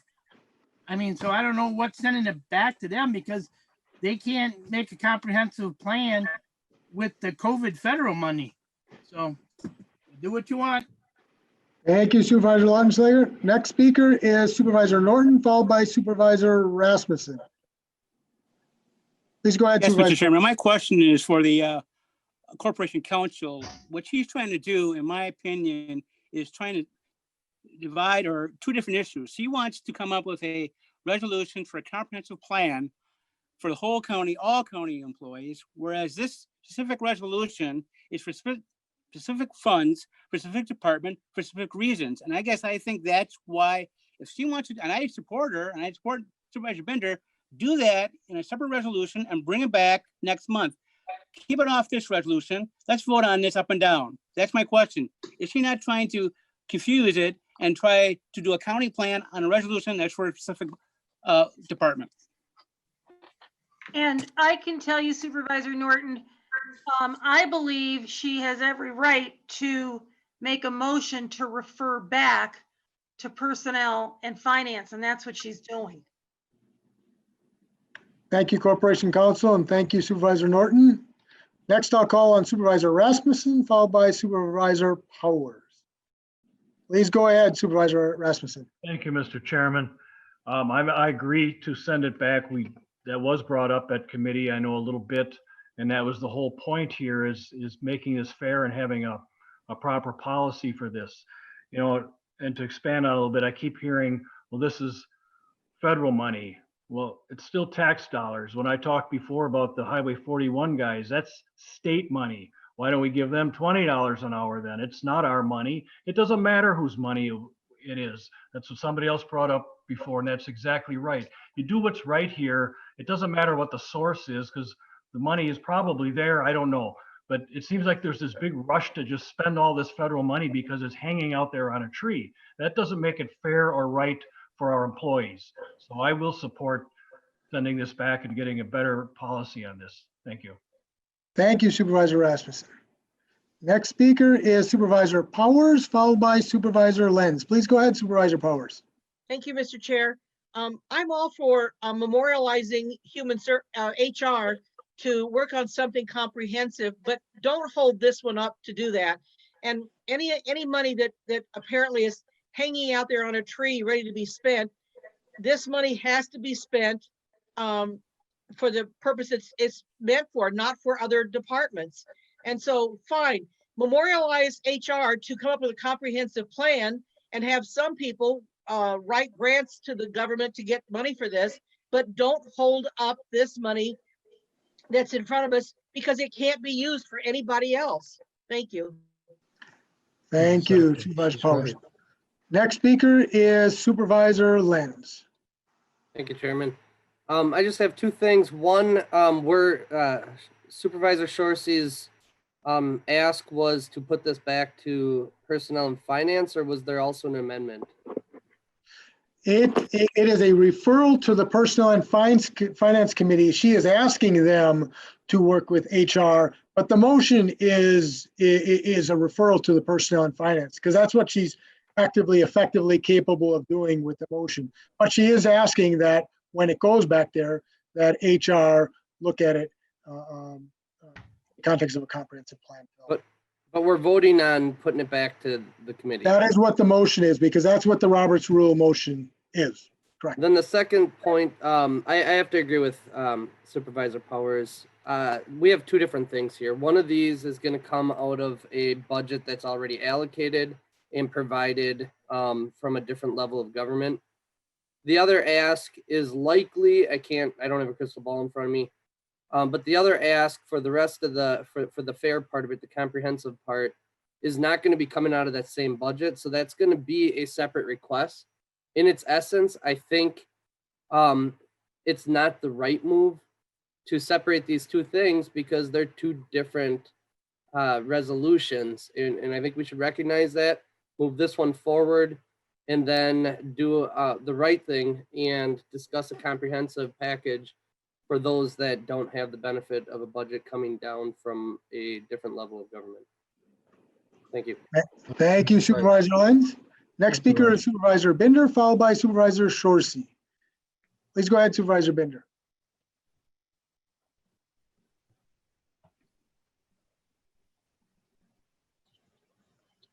We have a large reserve, and I realize some of the money is going to come from the county's money and some of it's going to come from the COVID money, but it's all essentially going to come from the taxpayers.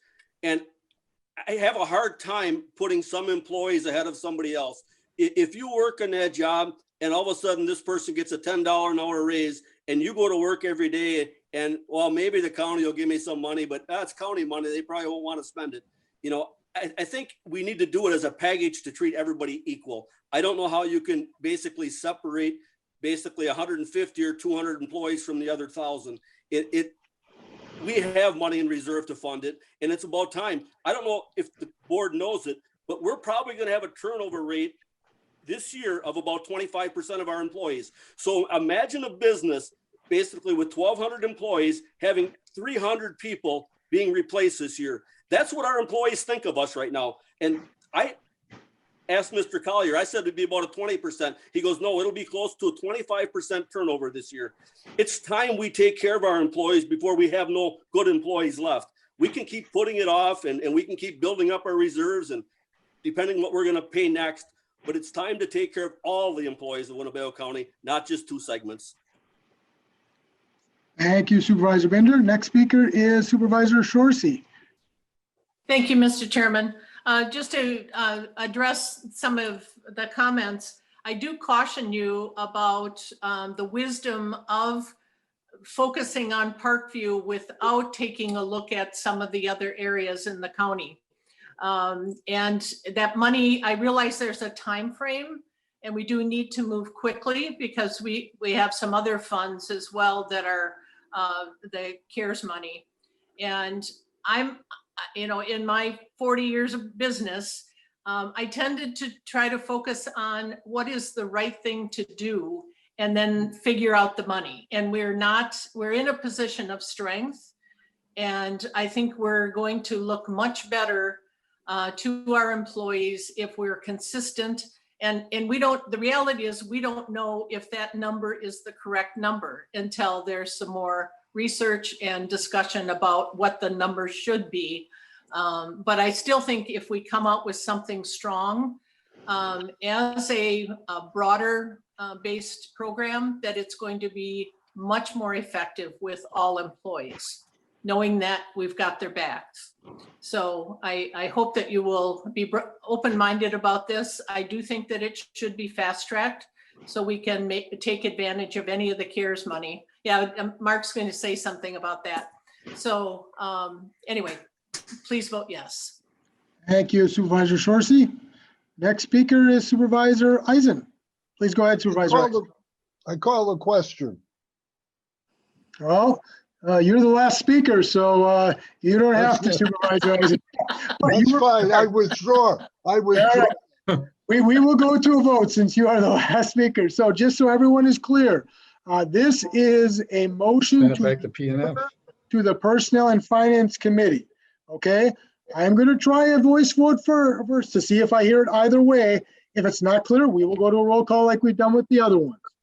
If you're in favor of referring this back to the Personnel and Finance Committee, say aye. Aye. Aye. If you're opposed, say nay. Nay. Hand vote. We're going to go to a roll call vote.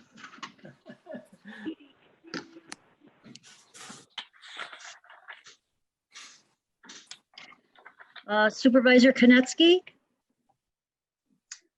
Supervisor Brunn? Aye. Supervisor Borchert? Nay. Supervisor Eisen? Nay. Supervisor Ramos? Supervisor Defferting? Yes. Supervisor Lenz? Nay. Supervisor Newhoff? Nay. Supervisor Nussbaum? Aye. Supervisor Albrecht? Aye. Supervisor Gabbard? No. Supervisor Binder? Yes. Supervisor Conrad? Yes. Supervisor Shorsey? Yes. Supervisor Belante? No. Supervisor Gordon?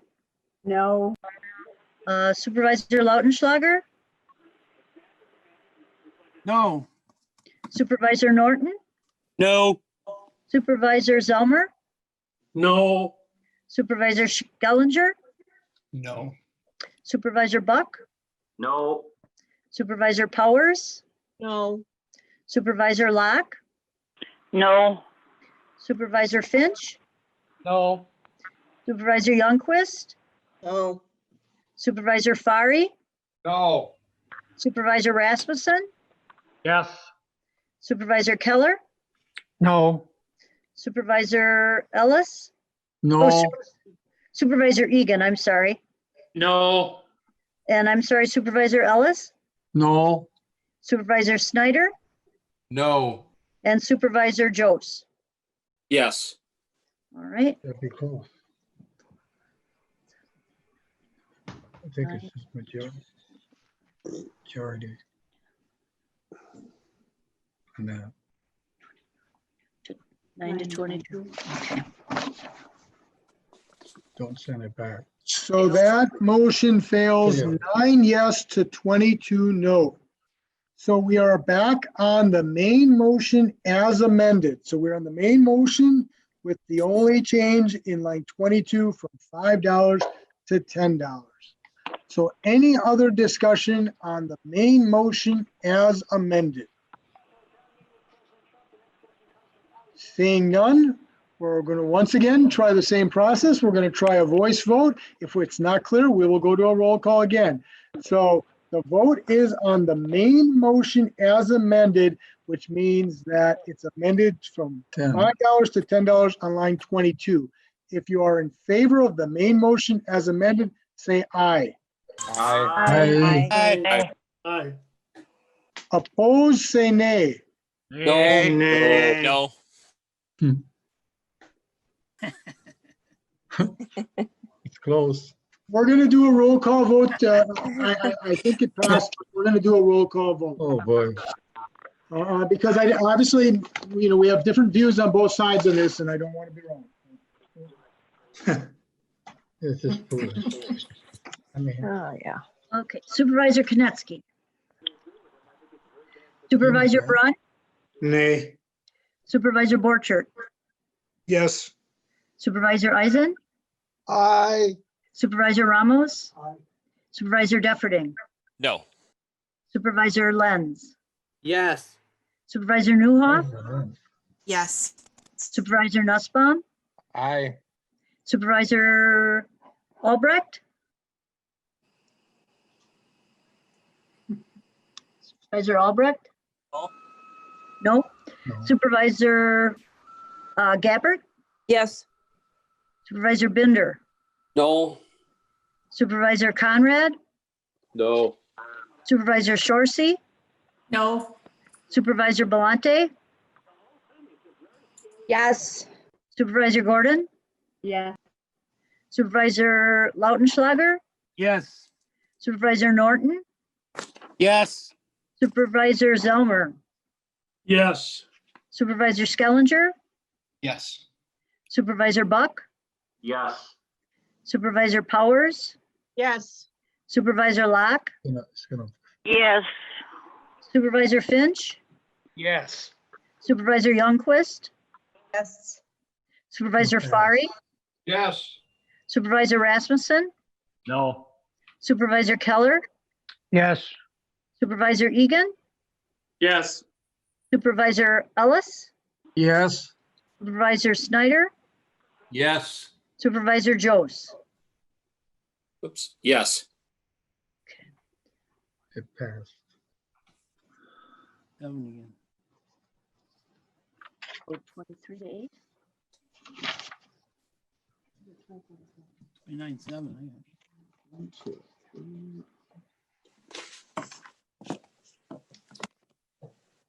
And that motion passes 24-7. It's what I thought on the voice vote, but I want us to maintain and everyone feel comfortable with the integrity of our voting. So that's why I just wanted to make sure, but that did pass 24-7 as amended. So moving on down, we have 2 more resolutions to go this evening. The next resolution is resolution number 088-09-2020. Allow additional pay to salaried employees of the Winnebago County Public Health Department. For that, I will call on Supervisor Rasmussen. Thank you, Mr. Chairman. I move for resolution 088-09-2020. Second. There's a motion and a second to approve resolution number 088-09-2020. Any discussion? I see one calling. First, I'll call on Supervisor Norton. Thank you, Mr. Chairman. At this time, I'd like to move to amend in line 20 to the figure from $500 to $1,000. Second. Oh. So there was a motion and I heard a second, but who was the second? Supervisor Gordon. Supervisor Gordon was the second. Okay, so just so everyone's on the same page, there's an amendment to change line 20, the number $500 to $1,000. Okay, Thank you, Mr. Chairman. Can I speak now? please go ahead. This was originally the $1,000 was what the health department proposed. It amounts to 31 employees, so this increase would be $15,500. As you can tell by the note on the bottom, it says a fiscal note that Winnebago County will probably receive funds to recover the cost of this. Not only just for this expense, but also for a lot of the normal pay they'll be recovering. So it's really been paid for or will be paid for. Also, Mr. Chairman, as I find out that a lot of employees will not be able to use their vacation, they'll be losing their vacation time. I think this $1,000 is really pitiful. It's really just something to give to them for all the hard work. And they have to put, not only do hard work to do the COVID stuff, they have to come back and work extra hours to do normal health department stuff. I know that from talking to a couple of people. You know, the county executive said what some counties are doing. Some of the area counties, Appleton or Outagamie, Sheboygan, wherever, they are giving salary people who work 40+ hours overtime. So they're trying to ways to compensate them. I think we need to find a way to compensate them more appropriately and more directly. And that is why I think this $1,000 is more appropriate. It will be paid for. It is going to be paid for in a number of different ways. I know a couple of different staff positions have been open in the year. So that's why I advocate the $1,000 figure at this time. Thank you. Thank you, Supervisor Norton. So we do have a motion in a second, once again, for line 20 to change from $500 to $1,000. So that is what we are debating at this time. I'll call on Supervisor Rasmussen. Please go ahead, Supervisor Rasmussen. Mine's on the main motion. Okay, very good. Thank you, Supervisor Rasmussen. So seeing no other call-ins, we're going to once again use the same process we've done before. I'm going to try a voice vote and see if it's clear on either side. And if it's not, we'll go to a roll call vote. So we're voting on an amendment to change line 20, the dollar number 500 to $1,000. All those in favor of that amendment say aye. Aye. Aye. Aye. All those opposed say nay. Nay. No. I'm going to go ahead and do a roll call vote. I think it passed by voice vote, but once again, we want us all to feel comfortable with these votes. So we're going to do a roll call vote. And the first one always. The clerk is going to call the roll. Yes, and you will be first, Supervisor Brunson. Hang on, it won't take long. Oh, boy. All right. Supervisor Konetsky. Supervisor Brunn. No. Supervisor Borchert. Yes. Supervisor Eisen. No. Supervisor Ramos. Supervisor Defferding. No. Supervisor Lenz. Yes. Supervisor Newhoff. Yes. Supervisor Nussbaum. Aye. Supervisor Albrecht. Supervisor Albrecht. Oh. Supervisor Gabbard. That wasn't that. Supervisor Gabbard. Supervisor Binder. No. Supervisor Conrad. No. Supervisor Shorsey. No. Supervisor Belante. Yes. Supervisor Gordon. Yeah. Supervisor Lautenschlager. Yes. Supervisor Norton. Yes. Supervisor Zelmer. Yes. Supervisor Skellinger. Yes. Supervisor Buck. Yes. Supervisor Powers. Yes. Supervisor Locke. Supervisor Locke. I don't think she's there. Okay. Supervisor Finch. Yes. Supervisor Youngquist. Yes. Supervisor Fari. Yes. Supervisor Rasmussen. No. Supervisor Keller. Yes. Supervisor Egan.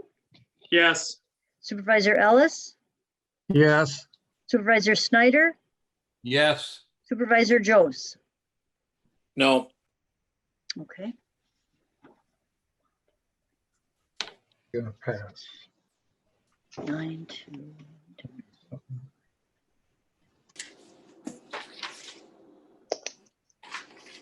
You get 20, Cassie? 20 to 9. So that motion passes 20 to 9. So now we are on the main motion as amended to change with line 20 changed from $500 to $1,000. So we're on the main motion as amended. Supervisor Rasmussen? Or was that from the last one? That's for this one. All right, please go ahead, Supervisor Rasmussen. Thank you. Again, we had big discussion on this in P&F. First of all, salaried employees, that's just what this means, salaried employees. When you're hired as a salaried employee, you get paid a salary for doing whatever that job amounts to. To think that because of this and the health department workers have to work more, I think that fits right along with a lot of our employees that have to do this, especially during this time. I'm going to single out a few. Sheriff's Office. I believe some of their salary employees were sent to Kenosha to help with the situation down there. Think about that. Our IS department, how much more have they worked, their salaried employees, because of the technology challenges that we've had? The HR department, I'm sure they've all worked more because of all the new policies. How about the clerk's office? The election coming up. How many hours do you think they're going to be working after the election in November? I can only imagine. And I'm going to save the last one again because I was there. Highway department. I was a salaried employee. I worked many 60 and 70-hour weeks, snowstorms, hailstorms, windstorms, floods. We didn't ask for more. We signed up for that job, and that was the salary we got. You have good times, you have bad times. That's the way it works. This is nothing against the health people, but this is what it is. I was told at PNF, well, the other ones, they should have anticipated that. Well, I think if you got a job with the health department, you should be anticipating you might have to deal with a health crisis sometime. Another thing that was brought up at PNF was, well, this is how we need this to motivate our employees. I'll give you a little story on how I was motivated once. This is when we had the big windstorm back in, I believe it was 2004, and worked every waking hour and then some for about 2 weeks to clean up after that, supervising crews. I had full support from my boss, the highway commissioner, and I got called to the county exec's office at that time, previous county exec, and was given a letter of appreciation and a little Winnebago County coin that had no value to it. And she said, you know, I'd love to give you more, but we can't. You're salaried. And I understood. And you know what? I left there feeling good because I was appreciated. And that's the way it has to be here. We don't start giving bonuses to salaried employees because of all of them I named. You're going to open up the floodgates just like the previous one. You're going to have everybody coming in for bonuses. Then what's the point of being salaried anymore? You might as well all be hourly. Well, there's rules on that, and I'm not going to get into that. This is just a bad precedent. I know it's a tough time for some of the health department workers, but it's just the way it goes. And there's a lot of other ones that have had the same situations, and bad precedent here of treating employees equally. Thank you. Thank you, Supervisor Rasmussen. Next speaker, Supervisor Lenz, followed by Supervisor Fari. Thank you, Chairman. There's two things I want to bring up. One, I agreed with the idea that we do need to make things fair across the board. We just talked about that in the last resolution. And now we have this resolution, which gets us one step closer to that. But yet I'm hearing arguments against moving one step closer. So I'm getting a bit confused with the debates tonight. But the other thing I wanted to point out is there is a good number of salary positions throughout the country, the world, that get incentivized through bonuses. It quite regularly happens that when there's a project or a challenge within a company, and I'm speaking private industry, that you will incentivize the salary employees to go above and beyond that normal 50 to 60 hours that they put in to get that task completed. So the idea of offering a bonus, I don't think is unheard of. I think it's quite reasonable, and it fits the times in regards to, in this case, it might not be a big project or asking to work 70 to 80 hours. It may be that, but it also has a big health risk and a big sacrifice to their families that's on the line. So I think this moves us one step closer to what we were asking for in the previous debate. And I think this is quite consistent with the salary world. Thank you. Thank you, Supervisor Lenz. Next speaker is Supervisor Fari, followed by Supervisor Shorsey.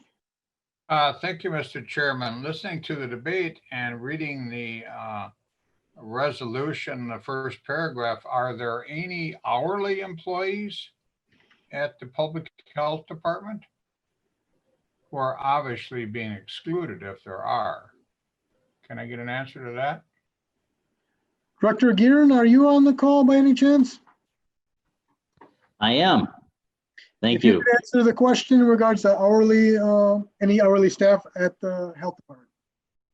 Yes, there are. Any part-time staff that we have are paid hourly, and there are a few staff that are below the rate at which they can be salaried, and so those staff are also hourly. Do you have a number? I would guess for part-time staff in the total department, we're probably around 8, and additional staff, perhaps a few more that are below the rate, at which point they can be salaried. Most of those part-time staff right now are, I think, are in our WIC division. We have a couple of nurses that are part-time, and a couple other staff that are also part-time. How do you feel about my question, Doug? We're talking about equality here and being fair to everyone. This is specific to salaried employees. Do you feel there should be other compensation for the hourly or the other 2 employees you mentioned that are just short of being salaried? Well, I I'm think putting you on the spot, but yeah, no, that's all right, Supervisor Fari. I mean, many of our staff have made a lot of sacrifices, even if they're part-time. They've adjusted their hours. They've started working weekends. They've, had to deal with a lot more stress. So yes, there are other staff that are deserving, but, the discussion about, how do we compensate everyone appropriately is a very, very complex question. I think what we're trying to do right now is give the board an opportunity to say, hey, you know what, we think the health department's doing a good job. We think the staff are doing a good job. We'll start with this, and I do hope that there'll be other considerations, but it's an opportunity for you to say that, look, we know you've made extraordinary sacrifices here, and we appreciate that, and we're going to give you this, even though it's, a pittance in terms of the extra time that our salaried staff have put in. So thanks for that question. if I ask you to bring forward a resolution next month to address them 10 employees, would you be favorable to that? I'd be happy to entertain that. Thank you. Okay, Otherwise, so that puts my mind at ease, because I want to be fair to everybody here, including part-time. I mean, we're all doing way above and beyond, and I think that should be recognized. Thank you. Thank you, Supervisor Friday. Thank you, Director Gearin. Next speaker is Supervisor Shorsey, followed by Supervisor Binder. Please go ahead, Supervisor Shorsey. I just wanted to add to Joel's comments from the Finance Committee meeting, Finance and Personnel, is that I asked Doug what kind of hours the nurses were working, and the answer was 60 to 70 hours, which triggers another, it's actually a management issue, because if we're going to be doing this for another year, which is likely, people cannot work those hours continuously. So I thought there should be some discussion about bringing on limited term employees to take some of, the things that those overworked salaried people could hand off to experienced nurses. And I know in the marketplace, we've had a lot of, because a lot of scheduled procedures were canceled and nurses were furloughed. But I think that it's, this might be fine as a short term, but I do think there is a longer term issue. And it is a management issue that there's probably going to be some need for relief. Otherwise, we're going to lose people. So I just wanted to add that to Joel's comments. Thank you. So next speaker is Supervisor Binder, followed by Supervisor Gammer. Please go ahead, Supervisor Binder. Can you hear me? Yes, we can hear you well. How do we go about getting on the agenda next month to compensate the rest of our employees? We're really generous with the COVID money, and I know the county exec, he's generous with it because it's not our money. And when we compensate the rest of the employees, it's going to come out of the county budget. But I don't believe it's fair that just because the county isn't paying for it, that we're going to neglect them. And as sure as I'm sitting in this chair, next month, the month after, we're never going to compensate the rest of our employees because this comes out of the county's budget. And I don't think that's fair. So what is the proper procedure to get that on the agenda next month to compensate all of the Winnebago County employees You have two options, Supervisor Bender. You can either put forward a resolution that you ask the Personnel and Finance Committee to review, or you can craft a separate resolution on your own for consideration directly at the county board. So I could call Mike Collier like tomorrow and have him craft a resolution for me and bring it to Personnel and Finance, or how do we? Yes, assuming the Personnel and Finance Chair puts it on the agenda. Okay, thank you. Thank you, Supervisor Bender.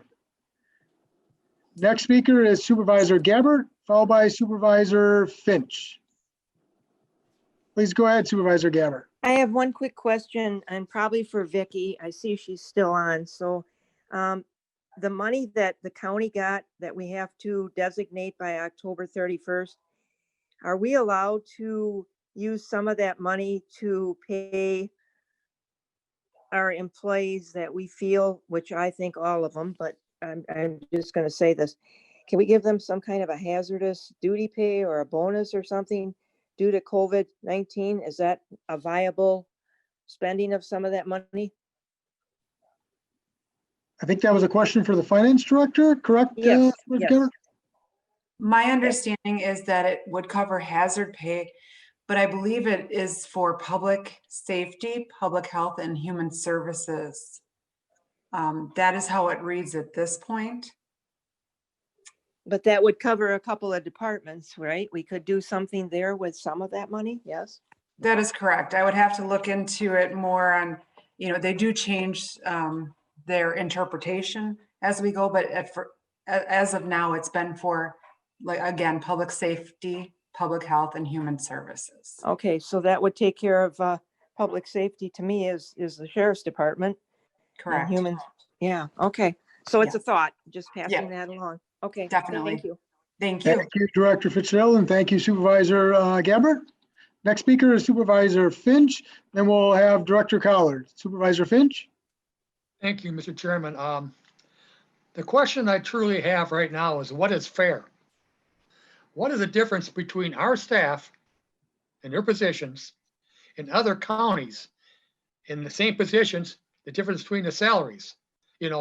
Are we have just short-term people or just what's going on? Because all of a sudden we're short on money. And let's face it, in order to keep good people, you got to be good to them. So as far as, well, we give him a 15% 3 years ago, we can't give him 10% now. Well, that's BS. We're here to take care of Winnebago County people, not ourselves. So I hope people will start paying closer attention to what our people are making. Thank you. Thank you, Supervisor Finch. Next speaker is Director Collard, followed by Supervisor Powers. Please go ahead, Director Collard. Oh, thank you, Mr. Chairman. I just raised my hand because I wanted to answer Supervisor Fari's question a little bit more with regard to the part-time, with regard to the hourly, non-salaried people in the Public Health Department. I think the rationale for having this resolution only apply to salaried employees is that for hourly employees, they either are not working extra hours or they are getting already extra pay because they get their hourly pay based on the number of hours worked. And if it's over 40, then of course they get time and a half as overtime. So I just want to explain that rationale for excluding the hourly employees. Thank you for that explanation, Director Collard. Next speaker is Supervisor Powers, followed by Corporation Counsel Miller. Please go ahead, Supervisor Powers. Thank you, Mr. Chairman. I have not really been keeping track, but I would think in the last 3.5 hours, we have easily thrown around the word fair 24 times. And we are adults. We should know by now, we're not 8-year-olds. Life isn't fair. And we can't make everything right for everyone and call it fair, because there's no such thing as fair in the adult world. We're doing the best we can, but stop calling, this isn't fair to this one, this isn't fair to that one. No, life isn't fair. If life were fair, none of us would have gotten COVID. It's not fair. We can't keep throwing that around. Life isn't fair, and quit expecting it to be so. Thank you, Supervisor Powers. Next speaker, Corporation Counsel Miller, followed by Supervisor Borcher. Thank you, Chairman. I just wanted to respond to Supervisor Binder when he was asking you how a resolution could come up for next month to apply to all county employees. I wanted to point out that Supervisor Norton had asked me to draft that or something similar to that to be brought into the October meeting. So just for clarification. Thank you, Corporation Counsel. Next speaker is Supervisor Borchert.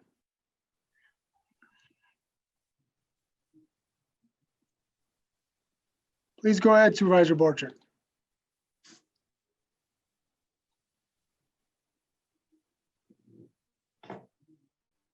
Oh, can you hear me now? Yes. All right. The question I have is when something like $1,000 is rolled into a salary, and let's say it's paid from the federal government, does that automatically increase their salaries by that? Or is it like a stipend, a one-time or two-time payment that when the money's gone, it comes off their paychecks? I'll call on Director Collard to answer that question. Thank you, Supervisor Borchert. This would be treated as a one-time bonus, so it would not change the employee's annual salary in any other respect. Okay, thank you. Thank you, Director Collard, and thanks for the question, Supervisor Borchert. Next speaker is Supervisor Snyder. Please go ahead, Supervisor Snyder. Thank you, Mr. Chairman. That was kind of my question as well. A one-time, is it a taxable event? Is this gift that's being granted a taxable gift on top of their salary, or is it a non-taxable? Director Collard? May I go ahead, Mr. Chairman? I'm sorry. No, please go ahead if you can answer the question, otherwise the Finance Director. Yes, it would be taxable. So the normal tax withholdings would apply to this payment, and it would also be subject to Wisconsin Retirement System contribution. Thank you. Thank you, Director Collard. So seeing no other call-ins, we'll go ahead and go to a vote. So just so we're all on the same page, the resolution 088-08-2020, it's the amended version to change with the change in line 20 from $500 to $1,000 for additional pay to salaried employees of Winnebago County Public Health Department. We're going to try to do a voice vote. If it's not clear, we're going to go to a roll call. This requires a simple majority. So all those in favor say aye. Aye. All those opposed say nay. No. No. No. And that motion passes. So we have one more resolution this evening, and that is resolution number 089-09. Amend the table of organization for the Winnebago County Facilities and Property Management Department by converting one facilities and grounds manager position and one maintenance supervisor position into two facilities superintendent positions. For that, I will call on Supervisor Rasmussen. Thank you, Mr. Chairman. I move for resolution number 089-09-2020. Second.